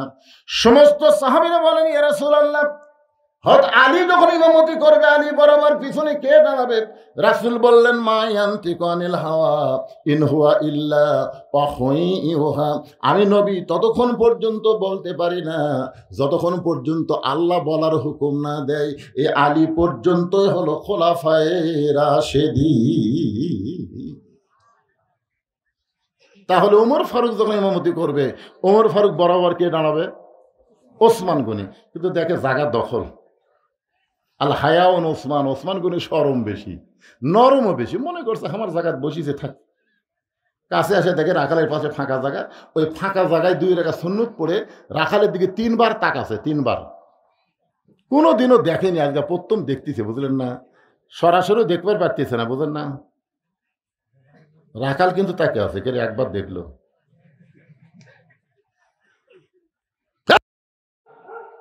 মূর্খ মানুষ, আপনারও মূর্খ মানুষের দিকে বারবার তাকান তো খেপে যাবে না। আমি একবার তাকাছিলাম এক অটো ভ্যানালার দিকে, হুজুর গাড়ির চড়া বেড়ান দেখে মোশান হসা। আমি বললাম ভাই রে, যখন গাড়ি যায় তোরও গাড়ি 1 চাকা নামাস, আমার গাড়ি 1 চাকা নামা, আটো রাস্তা, তুই যে আমার ব্রেক কমজোরি হুজুর, আমি নামাবার পারবো না, আপনার গাড়ি দরকারে মাটি চালিয়ে যাবেন। এই কথা বলার পরে আমি 3 বার তাকাছি। আমার কয় হুজুর কি মনে করেন এতবার তাকান কে? আপনারা সারা রাত যদি আমার দিকে তাকা থাকেন আমি রাগ করবো, কিন্তু একটা মূর্খ লোকের দিকে তাকালে দেখে তাকে দেখবেন 2-4 বার খেপে দেবে। রাখাল বলছে এই নিয়ে বারবার আমার দিকে কি দেখো নিয়ে। ওসমান গনি ভয়ে লাফ দিয়ে উঠছে, উঠে বলতেছে ভাই যান, আপনাকে কোনোদিন আমি সামনে কাতারে দেখি নাই, আজকে একটু ভালো করে দেখার জন্য 3 বার তাকাইছি। আপনার পরিচয় কি? বলে আমার পরিচয় হলো আমি একজন রাখাল। যে বলেছে আমার পরিচয় আমি একজন রাখাল, ওসমান গনি মুস্কি মুস্কি হাসতেছে। মুস্কি মুস্কি হাসার কারণ হলো রাখাল যারা হবে তাদের ভাষা নরম হলে চলবে না, রাখালের ভাষা মাঝে মধ্যে গরমও হওয়া লাগবে। আল্লাহ রাসূল বলেছেন প্রত্যেকটা অভিভাবককে আল্লাহ রাখালের দায়িত্ব দিয়ে দুনিয়াতে প্রেরণ করছে। শোনেন, আপনি গরু ছাগল মাঠে নিয়ে গেছেন, আপনার গরু ছাগল যদি কারো আবাদের দিকে যায়, আর আপনি যদি বলেন বাবা গরু ওদিকে আবাদ আছে, বাবা যাস না বাবা, ওই শুনবি। আর যদি লাগে এই গরু, আর এক ধাপ দেখবেন গরু কিন্তু মানুষের চাইতে ভালো শোনে। এই জন্যে আল্লাহর পক্ষ থেকে প্রত্যেকটা অভিভাবককে আল্লাহ রাখালের দায়িত্ব দিয়ে প্রেরণ করেছে। এখন হয়তো আপনারা মনে করতেছেন হুজুর আমার তো গরু ছাগল নাই, আমি কার ওপর রাখালি করব? আপনি চোখ বন্ধ করে দেখেন আছে, চোখ বন্ধ করে বিবেকের আয়না দিয়ে তাকায় দেখেন আছে। আপনার বাড়িতে 42 বছরের একটা গাভী আছে, চোখ বন্ধ করে দেখেন 42 বছরের একটা গাভী আছে।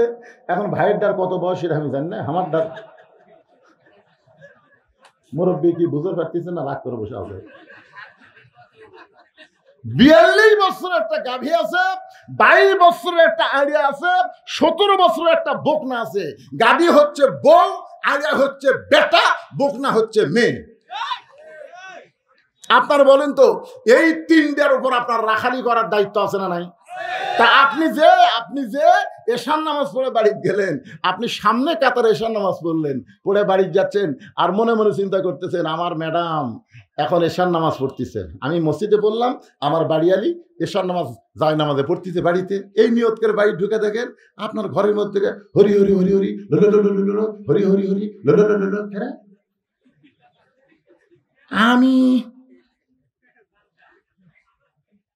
আমি নামাজ পড়লাম মসজিদে, আমার বাড়ি হরি হরি। ঢুকে দেখেন আপনার ম্যাডাম 42 বছরের গাভী স্টার জলসা দেখতেছে। তাহলে আপনি কি রাখালি করবেন? এই সময় আপনি কি রাখালি করবেন? কি কোন রাখালি করার দরকার কথা কোন আছে না নাই? আপনি কাছে গিয়ে রিমোট কন্ট্রোল নিয়ে টিভি অফ করে বলবেন এই তুই যে স্টার জলসা দেখতেছিস, এই স্টার জলসা কোন দেশের? ভারতের। তুই জানিস আমাদের 400 বছরের পুরাতন বাবরি মসজিদ ভাঙ্গা ভারত রাম মন্দির বানাচ্ছে। যে ভারত মসজিদ ভাঙ্গা রাম মন্দির বানায় সেই ভারতের কোনো চ্যানেল মুসলমানের ঘরে চলবে না। ভারত আবার মুসলমানদেরকে অত্যাচার করতেছে, নির্যাতন করতেছে, মসজিদ মাদ্রাসা ভাঙতেছে। এই ভারতের কোনো কিছু আমরা আর দেখবো না। আজ থেকে ভারত বয়কট করে দিলাম। জোরে কোন কথা ঢুকছে না।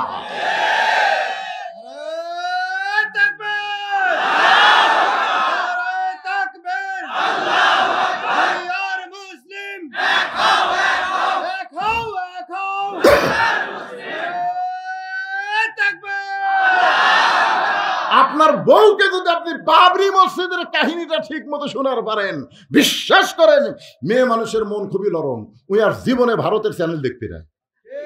রাখালি করছেন আপনার ছেলে যে 22 বছরের ছেলে স্কিন প্যান্ট পরে, এত টাইট প্যান্ট পরে পরে কলেজে যায়।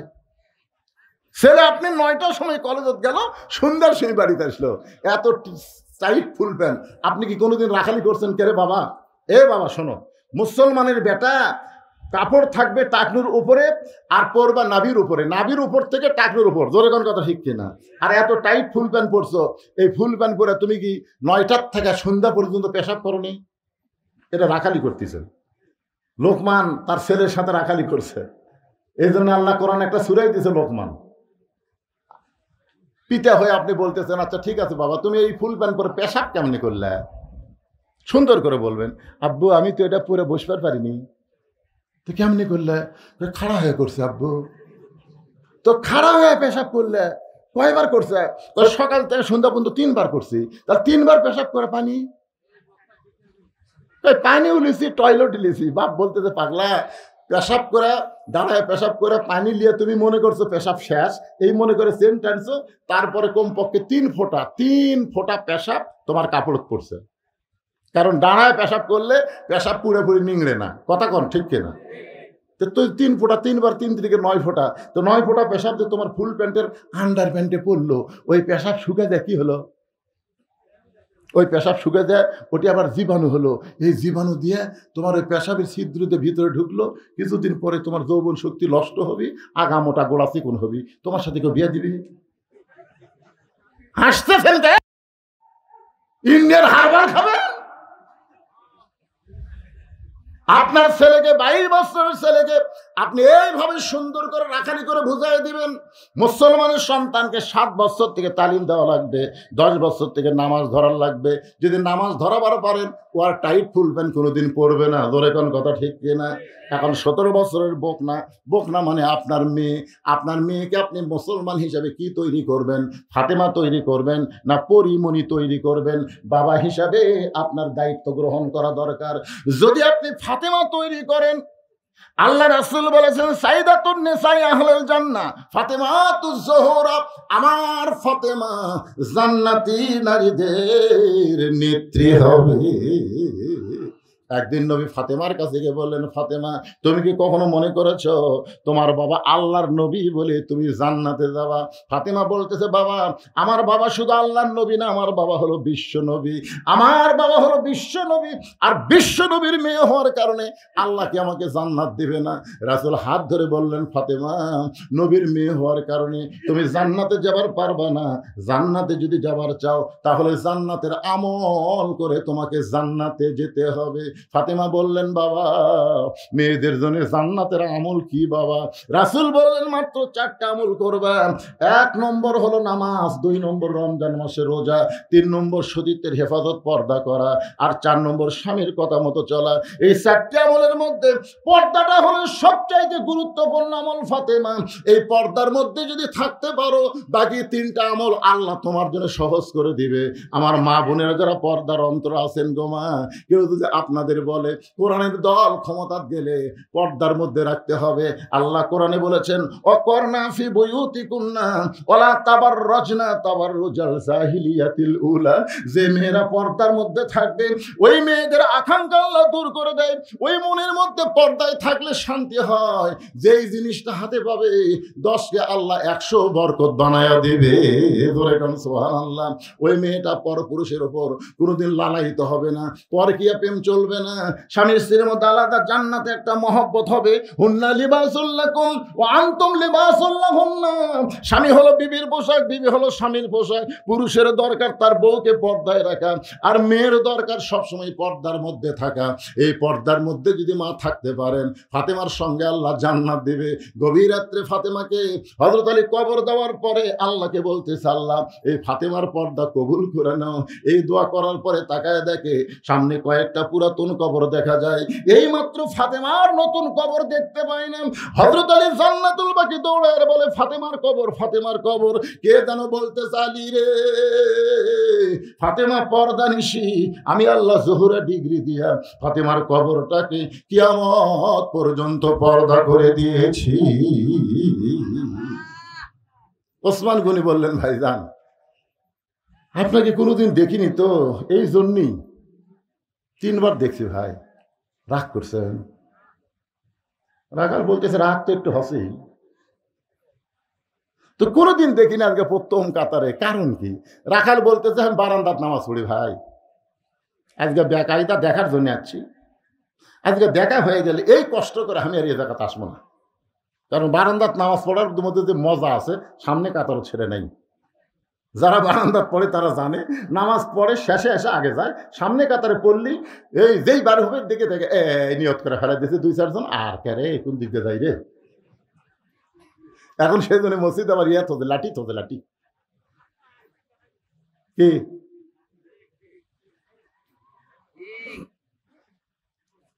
তো এখন আজকের দিনেই খালি সামনে কাতারে পড়তেছি, দেখা হলে আমি চলে যাব, দেখা হলি। ওসমান গনি বলতেছে আপনার দেখা হবে তার গ্যারান্টি কি? রাখাল বলতেছে আমার চোখের পাওয়ার ভালো আছে, আমি দেখতে পাবো। ওসমান গনি বলে রাখাল ভাই আজ কয়েক বছর হলে সামনে কাতারে নামাজ পড়তেছি, এখন পর্যন্ত আমার দেখা হয় নাই। রাখালকে কি বলে? ওসমান গনি বলতেছে কয়েক বছর হলে সামনে কাতারে নামাজ পড়তেছি, এখন পর্যন্ত আমার দেখা হয়নি। রাখালকে আমার দিকে তাকাও তো দেখি, তাকাও।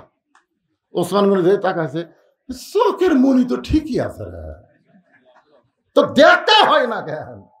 রাখাল দেখতে চায় হযরত ওমরকে, আর ওসমান গনি দেখতে চায় নামাজের মালিক আল্লাহকে। আল্লাহ রাসূল বলেছেন বুখারী শরীফের কিতাবুল ইহসান হাদিসটা পড়েন, আনতাবুদুল্লাহ কাআন্নাকা তারাহু ফাইন লাম তাকুন তারাহু ফাইন্নাহু ইয়ারাকা। কোন আল্লাহর বান্দা যখন ইবাদতের মধ্যে শামিল হবে, ইবাদতের মালিক আল্লাহকে দেখতে পাবে। আল্লাহ যদি দেখা সম্ভব না হয়, আল্লাহ তাকে দেখতেছে এই বিশ্বাস তার কলিজার মধ্যে আসবে। ওসমান গনি মনের মধ্যে বড় আশা, যাকে সেজদা দিলাম তার কুদরতি পায়ে যেন একটাবার সেজদা দিবার পারি, এই দৃশ্য যেন আল্লাহ আমাকে দেখায়। এই চিন্তায় সামনে কাতারে নামাজ পড়ে। ওসমান গনি বলে ভাই কয়েক বছর হলে সামনে কাতারে নামাজ পড়ি, এখনো পর্যন্ত আমার দেখা হয় নাই। রাখাল বলতেছে কান্দা লাগবি না। কান্দা লাগবি কেরা? তুমি আমার হাত ধরো। রাখাল ওসমান গনি বলতেছে তুমি আমার হাত ধরো, আমি নিজেও দেখবো, তোমাকেও দেখায় দেব। এবার ওসমান গনি খফ করে হাত ধরে বলতেছি ইয়া আইয়ুহাল্লাযীনা আমানু তাকুল্লাহা ওয়া কুনু মা'আস সাদিকিন। ঈমানদারেরা আল্লাহর ভয় যদি ভিতরে রাখতে চাও তাহলে সত্যবাদীদের তোমরা সাথী হও। আপনারা বলেন তো সত্যবাদীর সাথী হওয়া বলতে কি বোঝাচ্ছে? ইন্নাল্লাহা ইয়ামুরুকুম আন তুআদ্দুল আমানাতি ইলা আহলিহা ওয়া ইযা হাকামতুম বাইনান নাস আন তাহকুমু বিল আদল। আল্লাহু আকবার, জোরে বলেন আল্লাহু আকবার। সত্যবাদীর সাথী হওয়া মানে কি? আপনারা বলেন তো বর্তমানে বাংলাদেশে মানুষের কথা যারা বলে তারাই সত্য কথা বলে, না যারা কোরআন নিয়ে কথা বলে তারা সত্য কথা বলে? তাহলে কোরআন নিয়ে যারা কথা বলে, কোরআন নিয়ে যারা রাজনীতি করে, কোরআন নিয়ে যারা রাজত্ব চালাবার চায়, তাদের সাথী হওয়ার কথাই এই আয়াতের মধ্যে আল্লাহ পরোক্ষভাবে বলতেছে। জোরে কোন কথা ঠিক না? বুঝতে পারছেন? ওসমান গনি রাখালের হাতটা ধরে মনে মনে বলতেছে আল্লাহ নিজের যোগ্যতায় আমি কোনোদিন দেখতে পাই নাই, আজকে এমন একজন লোক পাইছি সে নিজেও দেখবে এবং আমাকেও দেখায় দিবে। ওসমান গনি বড় আশা নিয়ে রাখালের হাতটা ধরে বসে আছে। কিছুক্ষণ পর নামাজের সময় হয়েছে। নামাজ মানে জামাতের সময়। যেই জামাতের সময় হয়েছে মুয়াজ্জিন আকামত দেওয়া শুরু করছে। আকামত আপনারা বোঝেন না? আকামত বোঝেন আকামত? আচ্ছা, মুয়াজ্জিন যখন আকামত দেয় তখন বসে থাকার কোনো সুযোগ আছে? চেয়ারত যারা বসে থাকে এরা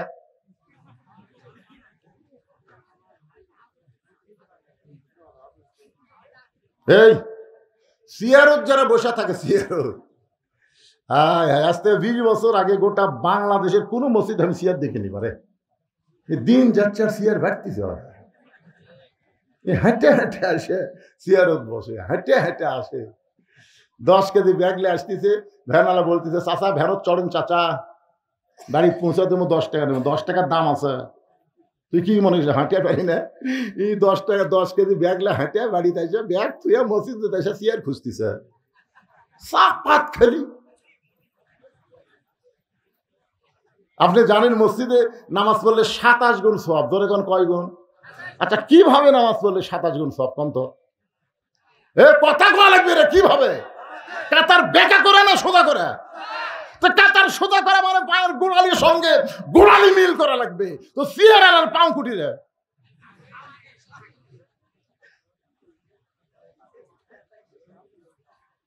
সামনে একজন ফাঁকা দিয়ে পিছনে যতই কাতার করেন সামনে কাতার মাকরু হয়ে যাবে। এই জন্য সিয়ারত যাই বসছে, ওই জন্য হেঁটে এসে সিয়ারত বসে, তার মানে খাড়া হওয়ার পাওয়ার আর আছে। নামাজের ভিতরে বাইরে 13টা ফরজ, তার মধ্যে একটা ফরজ হলো দাঁড়িয়ে নামাজ পড়া। জোরে কোন কথা, ঠিক কথা কর না কেন ভাই, কথা কর না কেন? 4 জন মুসল্লি ওই সিয়ারের 4 পাও কান্দত নেবেন সহ, সিয়ারত বসে থাকবে 4 জন মুসল্লি 4 পাও কান্দত দিয়ে আস্তে করে বারান্দা থুয়ে আসবেন। ওখানে থুয়ে এসে বলবেন লা ইউকাল্লিফুল্লাহু নাফসান ইল্লা উসাহা। আল্লাহ বলেছেন যার কষ্ট হবে এমন কিছু আল্লাহ চাপাই দেয়নি। 60 বছর চাকরি করলে সরকার যদি তাকে পেনশন দিবার পারে, 60 বছর করছে, বুড়া বয়সে চাকরি করে পারবি না রে, চোখের পাওয়ার নাই, হাতের পাওয়ার নাই, মাজা ধরে গেছে, এখন বসে তাকে পেনশন দেই। তো জুয়ান বয়সে যারা জামাতের সঙ্গে নামাজ পড়ছে, বুড়া বয়সে যদি পড়বার নাও পারে, যেখানেই পড়ুক আল্লাহ সোয়াবের পেনশন দিয়ে দিবি। জোরে করে কথা কর না কেন? সরকারের চাইতে আল্লাহর কি দয়া কম নাকি? সমস্ত ইবাদতের মধ্যে নামাজ হলো সরকারি চাকরির মতো ইবাদত। আপনি রোজা যদি না করেন আপনি কাফের হবেন না, হজ যদি না করেন আপনি কাফের হবেন না, যাকাত যদি না দেন আপনি কাফের হবেন না। মান তারাকাস সালাতা মুতাম্মিদান ফাকাত কাফারা, এক ওয়াক্ত নামাজ বাদ দিলেই কাফের। লা সালাতা লা ঈমানা, যার নামাজ নাই তার ঈমান নাই। যখন আসলো ছেলে তখন টাইট, ওই একদিনও মসজিদে আসেনি, বুড়া বয়সে এখন সামলা ঢিল হচ্ছে, আল্লাহর সাথে মিল দিয়ে সিয়ারত বলছে। ইয়ে আর কি আল্লাহ পছন্দ করবে না? কুমু লিল্লাহি কানিতিন, দাঁড়াও আল্লাহর আনুগত্য নিয়ে দাঁড়াও। যদি সিয়ারি আপনি রুকু সিজদা করবার না পারেন, আপনি দাঁড়িয়ে নামাজ শুরু করেন, দাঁড়িয়ে নামাজ শুরু করেন। যদি রুকু সিজদা করবার না পারেন তখন আপনি সিয়ারে বসেন, আবার যখন ইমাম দাঁড়াবে তখন আবার আপনি দাঁড়ান। যদি নিচে বসবার না পারেন অন্তত দাঁড়িয়ে নামাজ শুরু করা লাগবে। ধরে কোন কথা ঠিক কি না? আমার কথা কি বুঝবার পারলেন ভাইজান? কয় দিনের নামাজ পড়তেছেন, একটু আল্লাহকে খুশি করার নামাজ পড়েন, মনোযোগ দিয়ে শোনেন। যেই মাত্র মুয়াজ্জিন আকামত দেওয়া শুরু করেছে এমন সময় হযরত ওমর মেহরাবের মধ্যে ঢুকছে। আপনারা বলেন তো ওমর মেহরাবের মধ্যে কোন দিক দিয়ে ঢুকলো? দরজা দিয়ে ঢুকবে না, আল্লাহর কোরআন দিয়ে যখন রাষ্ট্র চলবে, প্রত্যেকটা ইমাম হবে এলাকার নেতা। জোরে কোন সুবহানাল্লাহ। ওই মেহরাব বরাবর একটা রেস্ট রুম থাকবে, ওই রুমের মধ্যে ইমাম নেতা রেস্ট করবে। যেই মাত্র আকামত দিয়েছে একটা ছোট্ট দরজা দিয়ে হযরত ওমর মেহরাবের মধ্যে ঢুকেছে। যেই মেহরাবের মধ্যে ঢুকেছে ওসমান গনি রাকালের হাতটা ধরে আছে, আর রাকাল খালি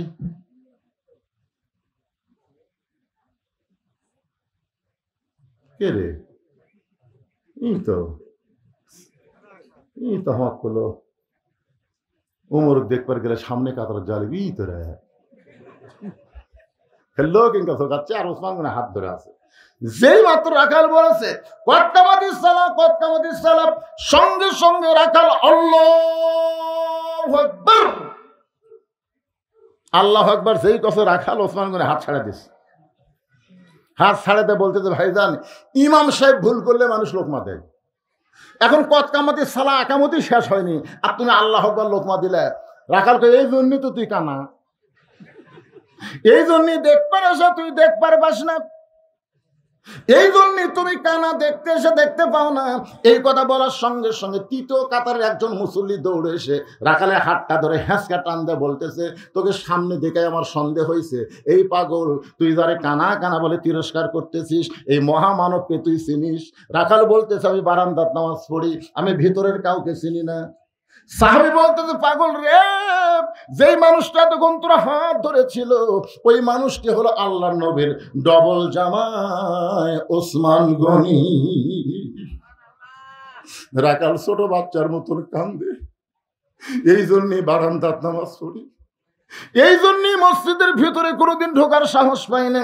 মসজিদের মধ্যে দামি দামি সাহাবি, ওই দামি দামি সাহাবির মধ্যে আমি রাখাল কেমনে যাই? কিন্তু ওই পথিক আমার সর্বনাশ করছে। ওমর ফারুকের দিকে আঙ্গুল দেখায় বলতেছে ওই পথিক আমার সর্বনাশ করছে, ওই পথিক আমারে কইছে ওমরকে যদি দেখতে চাও তাহলে মসজিদের সামনে কাতারে দাঁড়াও।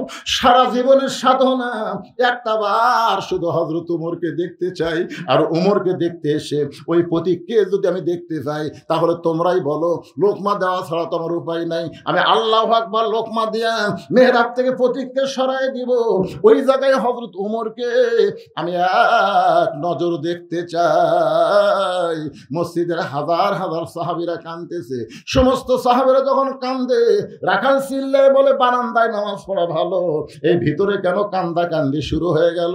ওসমান গনি বলে, রাখাল ভাই, ভিতরে কান্দার কারণ হলো তুমি যারে প্রতীক বলতেছো তিনি হলেন হযরত ওমর। গাছের গোড়া কাটলে গাছটা যেমন পড়ে যায়, রাখাল তেমনি পড়ে মেহরাবের মধ্যে কাটা মুরগির মতন ছটফট করে। ইয়া আমিরুল মুমিনিন, আমি আপনাকে তওবা পড়াইছি। ইয়া আমিরুল মুমিনিন, আমি আপনাকে মুনাফিক কইছি। ইয়া আমিরুল মুমিনিন, আমি আপনাকে ভণ্ড কইছি। এত কথা বলেছি গো আমি। অদম রাখালকে আপনি কিছুই বলেন নাই। ওমর ফারুক রাখালকে এক টানে মেহরাবের পড়ে যাওয়া থেকে তুলে বুকের মধ্যে চাইপা ধরে কপালে একটা চুমা খায়। সাহাবীরা বলে, আমিরুল মুমিনিন, যে লোকটা নিজেই বলতেছে আপনাকে তওবা পড়াইছে, মুনাফিক কইছে, ভণ্ড কইছে, আর আপনি তাকে বুকের মধ্যে চাইবা কপালে চুমা দিলেন। ওমর ফারুক বলে, সাহাবীরা রে, রাখালের এত কথা হজম করার পিছনে একটাই মাত্র কারণ হলো আমি রাখালকে দেখি নাই। রাখালের ভিতর আমার আল্লাহর কোরআন দেখা যায়।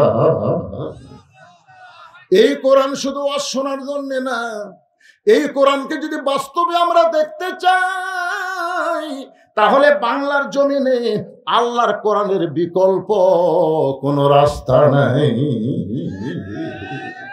এই কোরআন শুধু শুনলে হবে না, বাস্তবে আল্লাহর কোরআনকে আমাদের গ্রহণ করতে হবে। আর কোরআনকে তখনই আমরা গ্রহণ করতে পারবো যখন আমরা কোরআন অনুযায়ী চলব। আল্লাহ এই তাফসীর মাহফিলকে কবুল করুক। সকলে বলে আল্লাহুম্মা আমিন।